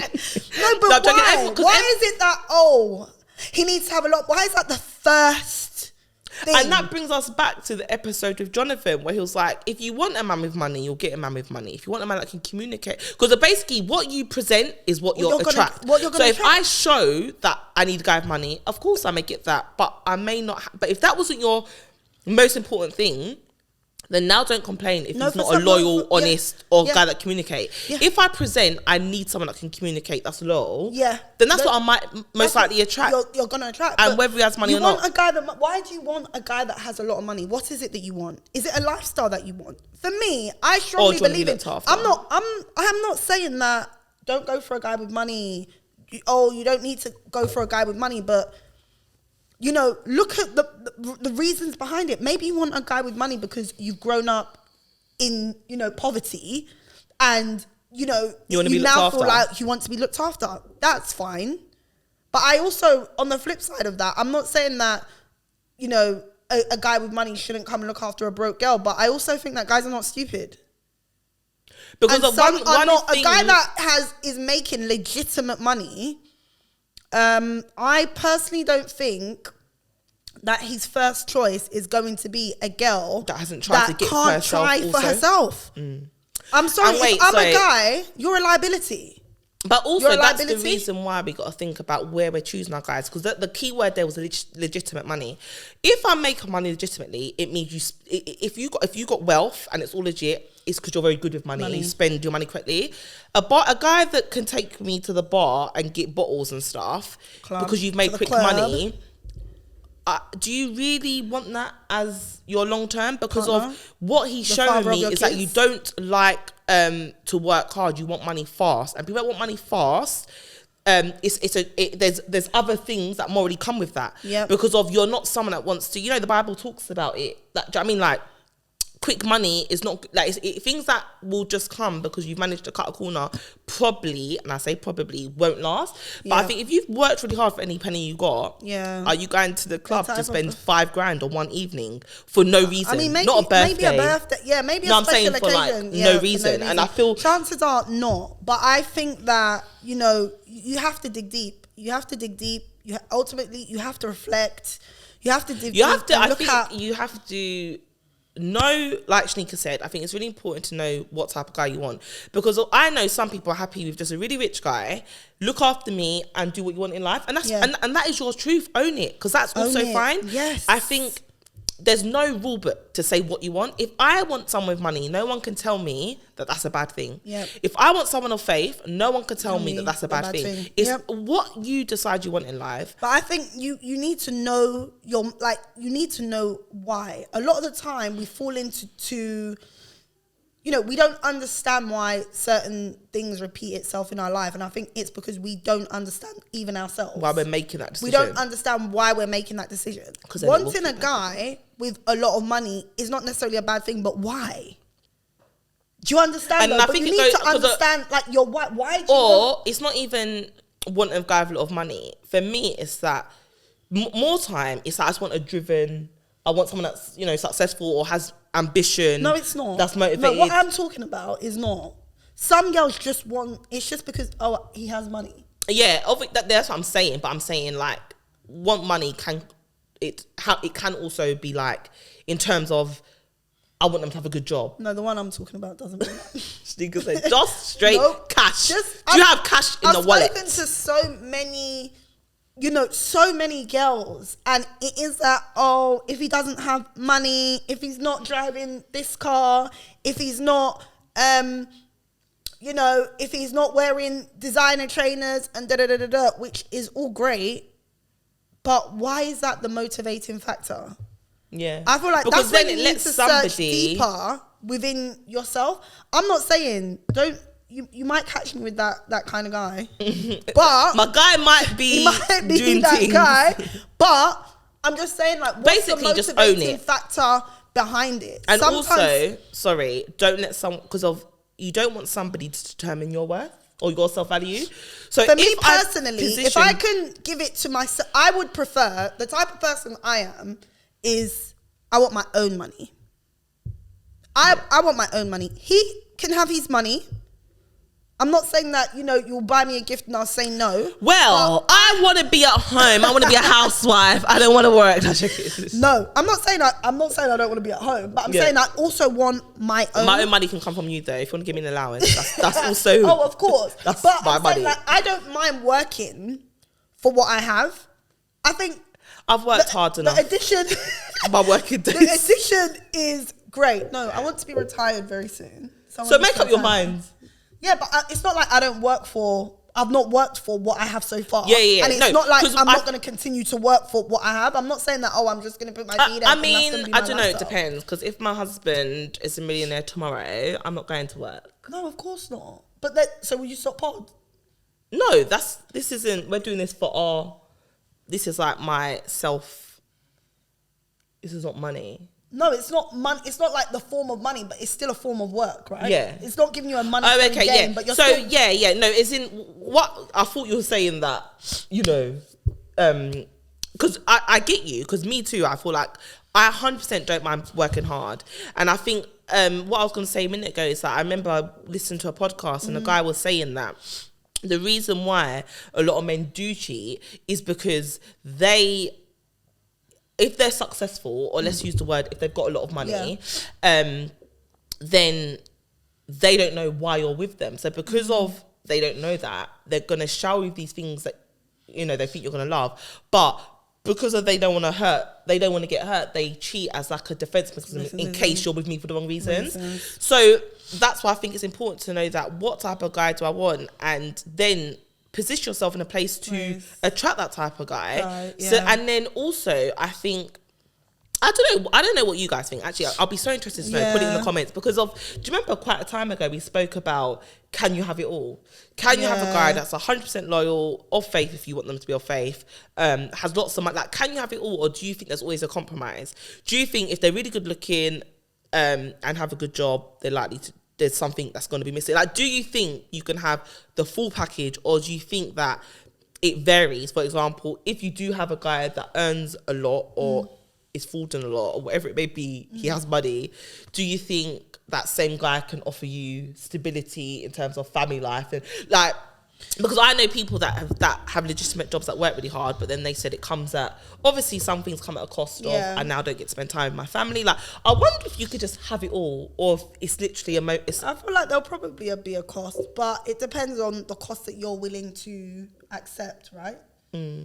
Some people don't mind the fact that he works so much, but the quality time that we get to spend together is quality time, and we get to live the lifestyle that we want to live. We get to go on holiday, even if it's once or twice a year, but the type of holidays we get to enjoy, the places we get to go to. Some people are okay with that, and I think that's cool. Each for their own. I'm just saying, I'm not bashing the girl that wants a guy just for money, but I just feel like we need to look deeper and understand yourself. Like, why is it that we want certain things? Is it because of the lifestyle that you lived? Is it just to keep up with the appearances of your friends? You talk to me about. Is it just, what is it for? What is the lifestyle for? Just so that you can post on Instagram? Because, a guy with money, you can have a guy with money, but no substance. What is it that he's doing with his money? Are we buying a house? Are we investing money houses? Or do you have all houses? Your $5,000 in the club? Do you understand? Are you investing in, what's the purpose behind it? Lifestyle is nice. Everyone wants a bit of lifestyle. But do you know what? I think the same way, I don't think we give females enough credit for the sense. For example, I feel like I've had like the guys you go out with, you're getting table. Sorry. You pulled my nail cord, sorry. My head said,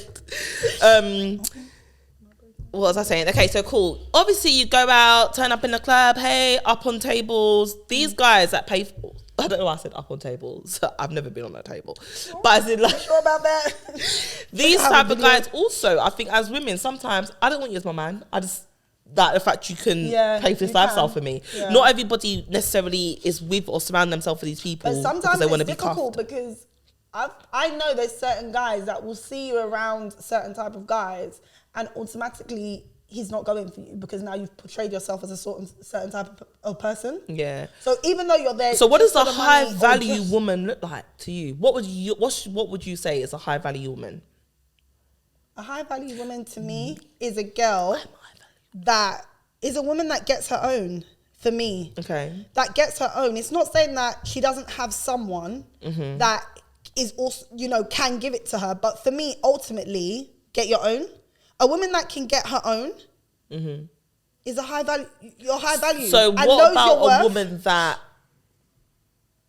let's say you're stay-at-home mum? Do you not think she could be a high value woman?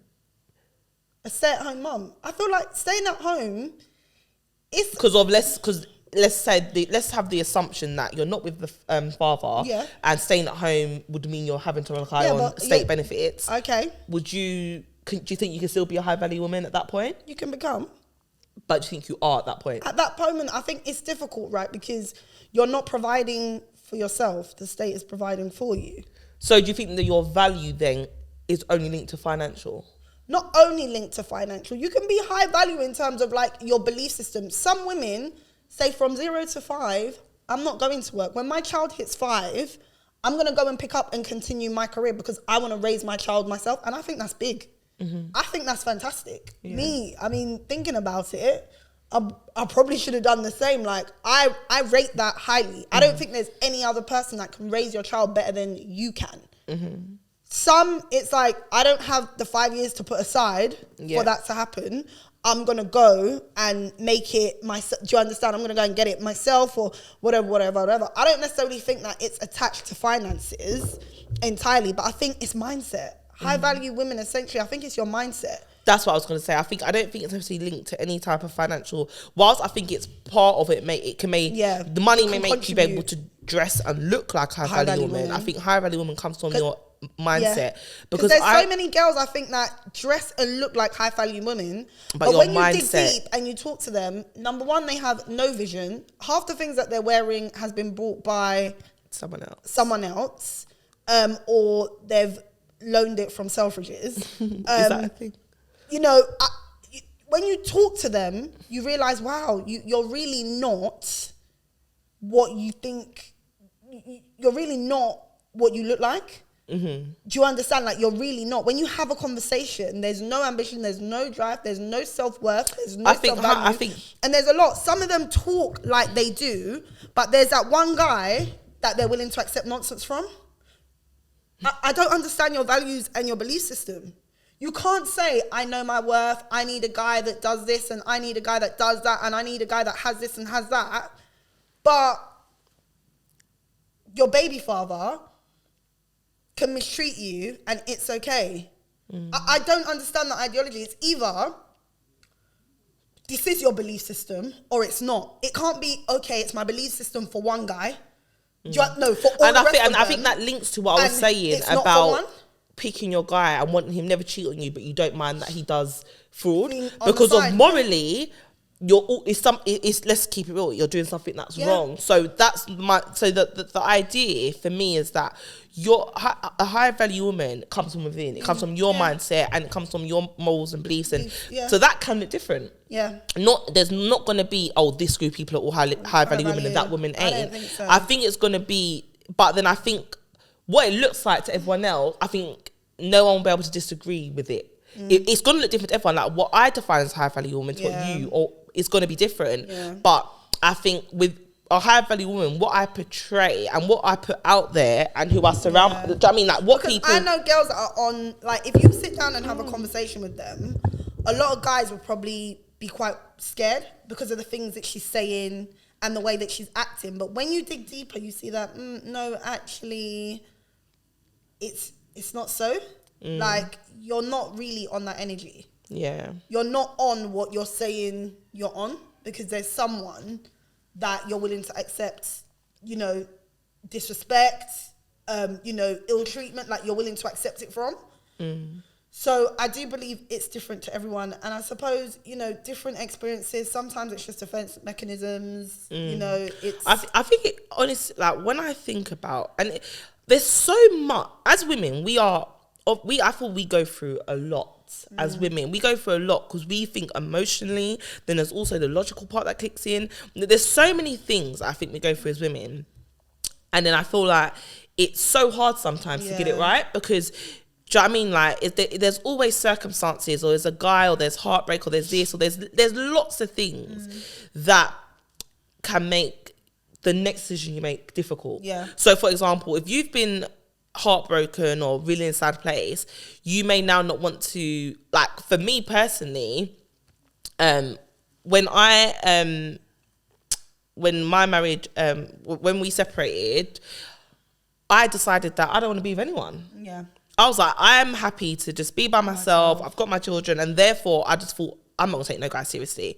So whilst you may have thought you was really close to me, I'm like, yeah, we talked. I just felt that there's always gonna be a block, the barrier. There's always gonna be a barrier. That's what I thought anyway. I thought, sorry, but no. And that was my choice. And that's how I decided to be for a good couple of years until I met my partner. But I feel that, you know, it's like we all have a choice on what foot we want to stand on. And I just think that we should be more bold in saying, this is my foot, this is my stance, and this is what I'm going to follow it through. And don't be afraid to follow it through. There's no right or wrong answer. There's no, right or wrong. You should accept this, you shouldn't accept that. Yeah. Accept what you want to accept, right? Accept what's right for you, but it just doesn't. It's as long as you're confident and you're happy with the decision that you're making, and you feel that it's right for you. There's so many people. I feel like I talk to so many people, and it's like they're not really making those decisions for themselves. It's based on what other people are going to think and what I stopped caring what other people think. I mean, doing this podcast shows we've stopped caring what other people think. That was a long time ago. I stopped caring because what I realised is that people think that they know you. Also, people's lives still go on regardless. Yeah. Life is going to keep going for everybody, regardless of your opinion, your suggestion, your feedback, anything that you... Life is going to go on. So for me, it's a matter of you can't please everybody all the time. You can only stay true to yourself. And that also means being open for... Charlene, you was wrong. Shaneka, you was wrong. Reflection, of course. But at the time, you can only stay true to yourself. And I think that's what's making you better people. And I think that, the more time we focus on who we are internally, what does God want for me in my life? What am I supposed to be doing right now? I cannot stress it enough. I think when you understand your purpose, when you know, I think you think differently, you accept different things because of you decide that this can't be it. Some things just do not make sense. And rather us trying to find an excuse for it, why not just put it to God and be like, bro. And he'll guide you. You will get there. Like, he will help you to find that path that, you're supposed to be on. Because it's not easy. And we can say this now after, if we put our tears together, it's a couple years. This is years of tears, sadness, upset, trauma, so much. And obviously, we can't. There's not going to be one episode we're able to put our whole life, which is why it's their voice, their story. It's over a period of time. It will all, whatever topic we talk about, if it's relevant, it's relevant. If it's not, it's not. But I think we're speaking from, I think in our small years of life, a lot has happened.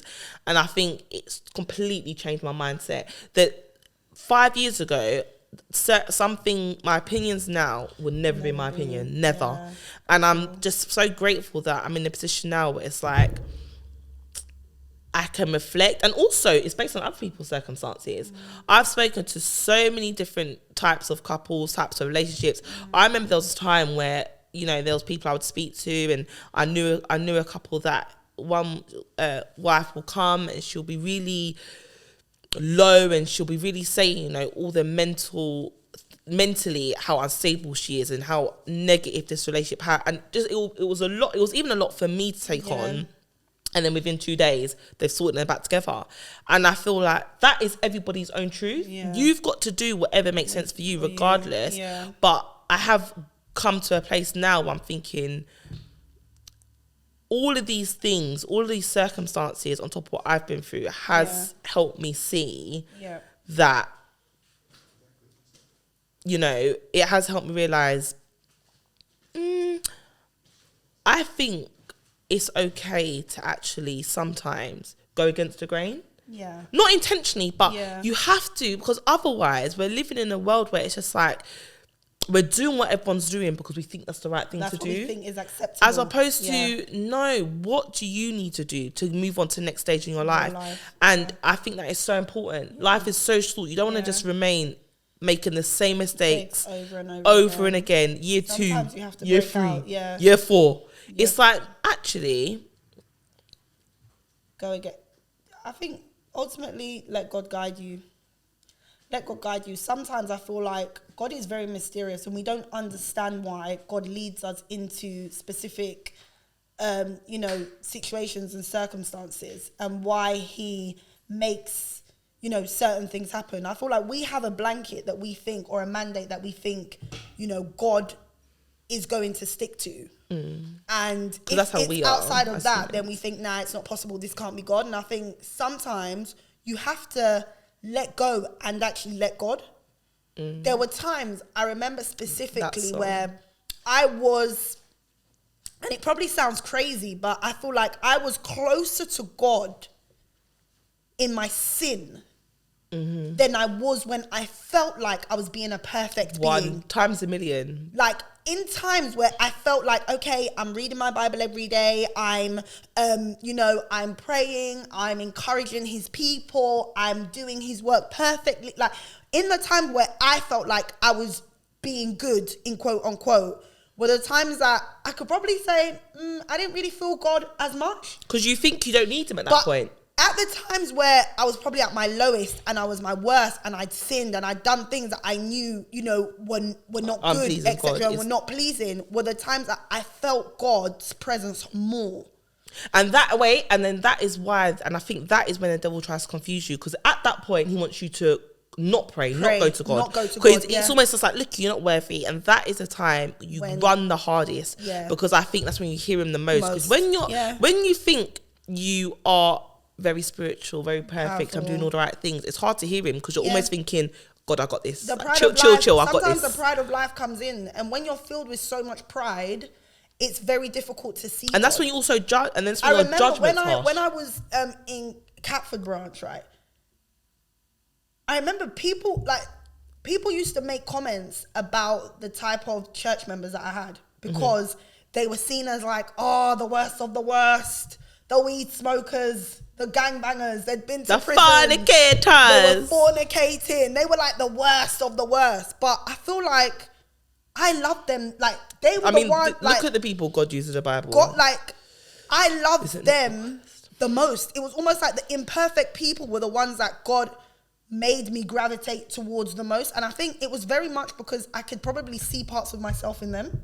And also naturally, a prideful person, it's not attractive, so you're not drawn to but I think when you're in a place, and it's not even, don't wait to be at your lowest to then decide I'm gonna pray. But I think when you are low, if I've learned anything in that last year, like I said to you guys at the beginning of this podcast, when I said I was ready to be like, right, I'm done, and then I wasn't able to. I feel like when you're at your lowest, I think you hear more because you're not expecting to hear nothing. I was very much just thinking, sometimes just when you're crying, turn that tear into prayer. Because it sounds so controversial, prayer works, but honestly, we are a testament to the fact that I would not even want to know what my life would like without God. Because like you said, let's be real. The sin has been, everything has been on 100 at a time in my life, where I just thought, as for me, I'll do what I want. God, literally, I was on a warpath of self-destruction. I didn't care.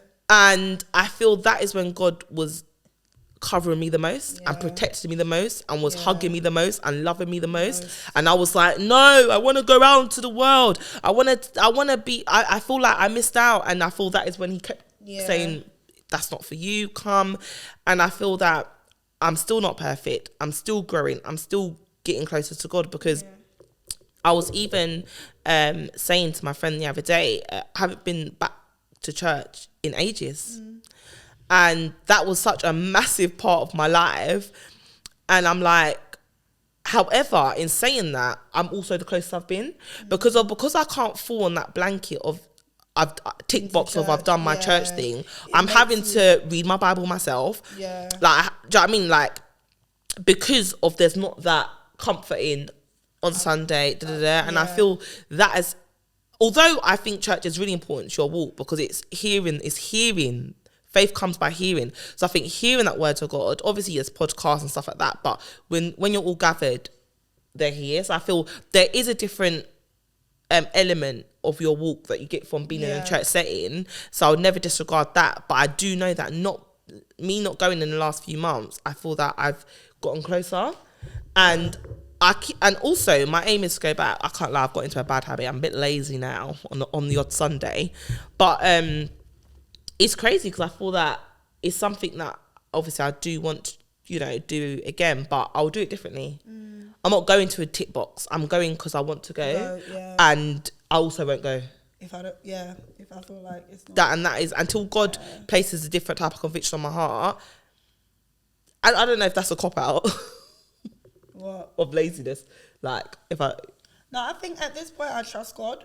I feel like he's led me to the point where I am now by his grace, right? And I believe that just at times he's intervened when I wasn't expecting. Like, who knew that we were going to church and was going to be in ministry and we was going to be, do you understand, doing everything that we did? If they had told us back in school, you're going to be in ministry. There's no way. You're going to be preaching to people. You're going to be looking after God. You would say, shut up. You're chatting rubbish. No, like, there's no way. I'm sure if people in school heard, do you understand, or saw crazy. What we were doing, it was like, nah, that's a lie. Not Shaneka, not Charlene. No way possible. But it's crazy the way that, no, we didn't necessarily ask for it, but he made it happen. Even to the point now where you are now, what you've been through and what you have now. And you didn't necessarily ask for it, but he made it happen. And I've never written off ministry. I've never said I'm never going back to ministry. I don't know. Who knows? I don't know what God has planned for my life. Like, who knows? In 10 years, 5 years, he could say, nope, this is where you're meant to be right now. This is where you're going to be. And that's what. But it's also discerning and listening and hearing, like, when is it God? And when does he want you to move? And when is it you? And I think all of that is based on your relationship with God. And timing's everything. And I think on this podcast, in us being real with you guys and, showing our truth, I think over time you'll notice that, like today, we were just like, we got a busy day, let's record in the morning. We did not have a clue what we're going to talk about. But I thought that is when we're going to be the realists. When it's not, let's talk about this, about that. When it's just... Yeah, when we've not planned it. Whatever comes... Yeah, but I don't know. I feel like we'll say, it's the most authentic when you don't know what you talk about. And I think, honestly, I keep saying it because I believe this. Honestly, no joke, I believe that's what God wants. Yeah. I believe he wants it to touch just one person. Yeah. To be like, life can look however you want life to look. When you make a decision internally that this is, then it will be. Yeah. And you need to have the confidence to manifest that for yourself and not think that it's not going to be when she and he does it and when we all do it together. It needs to be you. Walk that walk, and then whoever needs to meet you on that walk will meet you on that walk. Don't be scared to do it alone if you have to. Yeah. It's okay to... You look at this girl. She picked herself up and moved quay. Yeah. On her own. Because she decided that this is what I need to do for myself and my family at this time. Irrespective of having to drive now very far to do small visit, you still decided...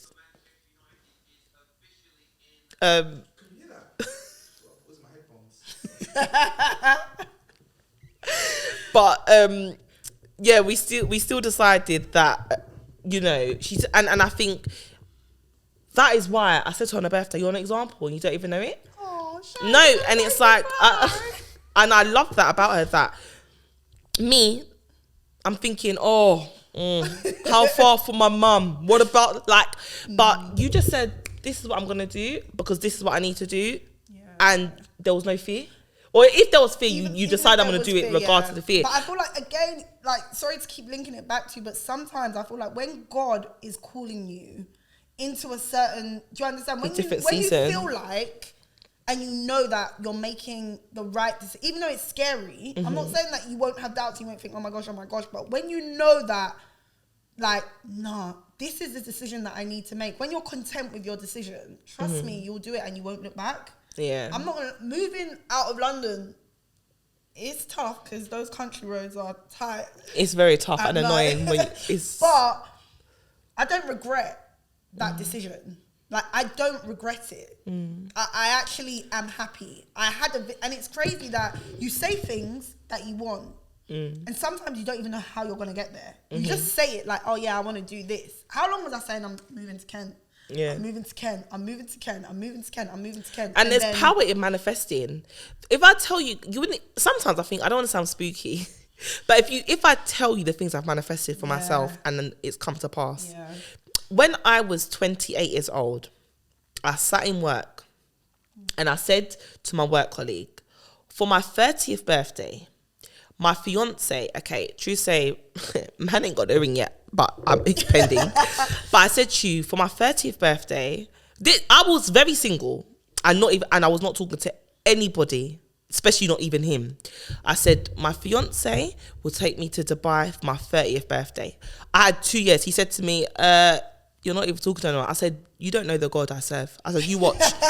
Now, in those 2 years, I did not look for no one. I wasn't trying to talk to no one seriously. I didn't seek nothing out. Before I know it, what was booked for me for my 30th birthday? If not Dubai. Admittedly, he's not my fiance yet, but we're in the talks. It's coming. That part God said, slow down. But it's like, cooking. When you manifest things, the power in manifesting, the things I've said, and I've given it a time frame and it's come to pass. Are you mad? It's been so specific that sometimes I think, I don't even want to repeat this out because it sounds like it's spooky. Sometimes it's scary. Like, you have to manifest and believe in your manifestations. Not just say it because of, you have to say it and believe it. The things I've said and I believe, I still even know it's coming. Yeah. Sometimes it's scary. When you see the power and the grace of God working in your life, sometimes you yourself, you don't even understand it. Yeah. You don't understand why some of these things are happening, but they're happening. Do you understand? You don't know how is this, or why has this happened to me? You start questioning, like, why me? Why, how that? But when God has something for you, I believe. Song? What? Too blessed. That Jamaican song. No. Blessed to be stressed.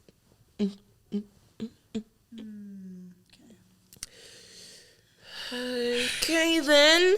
So, anyway, I digress. Anyway, guys, honestly, I'm loving it. I love it. I'm in love to chat. I love coming together. I love just talking, and I love the authenticity about it. Yeah, we're loving the comments. Honestly, like we've been getting DMs. More comments. Keep commenting. Keep subscribing. Keep liking. And also share. Yeah, it's free, y'all. Share. And in reality, I promise, the amount of DMs I'm like that we be getting, like it's WhatsApp, like people that are just coming, and I think people always say it's not even the people closest to you that'll be your biggest fans. No. It's even the people that are even not that close to you that are really rooting for you and that are encouraging you, and even because they're not familiar, they're also receiving from what you're saying, and they're also, and I think that are close to you, they think, I know it, or I know you, or and I actually, we've been loving the response, and I think this is why we were doing it, just to be like, the amount of things that I think I've learned from, I feel like I'm not afraid to talk about it, and I want, and I know that I'm not the only one that's gone through something similar. Yeah, that's the truth. And even if you don't need to come out and speak about it, but even just having somebody to identify with, it's a nice feeling. Yeah, I remember not having anyone to identify. We are going to next talk about because a lot of people have been asking us to talk about it, about dating with children. Oh, okay. And from the male and the female perspective, so we definitely will bring that to you guys. We've got so much. We've got so much lined up for you. We've got a relationship coach coming on. Yeah. We've got a lady coming on to talk about autism with her child. Like we've got so much lined up for you, and this is solely just for people to tell their stories and have a voice. Nothing is factual, as in this is it at the end. The whole reason why we wanted to make sure we called it Their Voice, Their Story is because whoever's speaking, it's just my voice or their voice, and it's their story, which means it's not. It doesn't have to be your story. It doesn't have to be. You don't even have to agree with it. Yeah, that's the whole point. In fact, come on, and also have your own voice and share your speak. story. Yeah. But we are loving it. We love you guys. We're hoping that everything that's coming out in the next couple of weeks, you guys will keep enjoying it just as much. And yeah, we've been their voice, their story. And we love you guys so much. We are grateful for the love, honestly. And yeah, we hope to keep bringing you what you want. And we're going to just do our little sing out. Remember the song we practiced? What song? We didn't practice no song.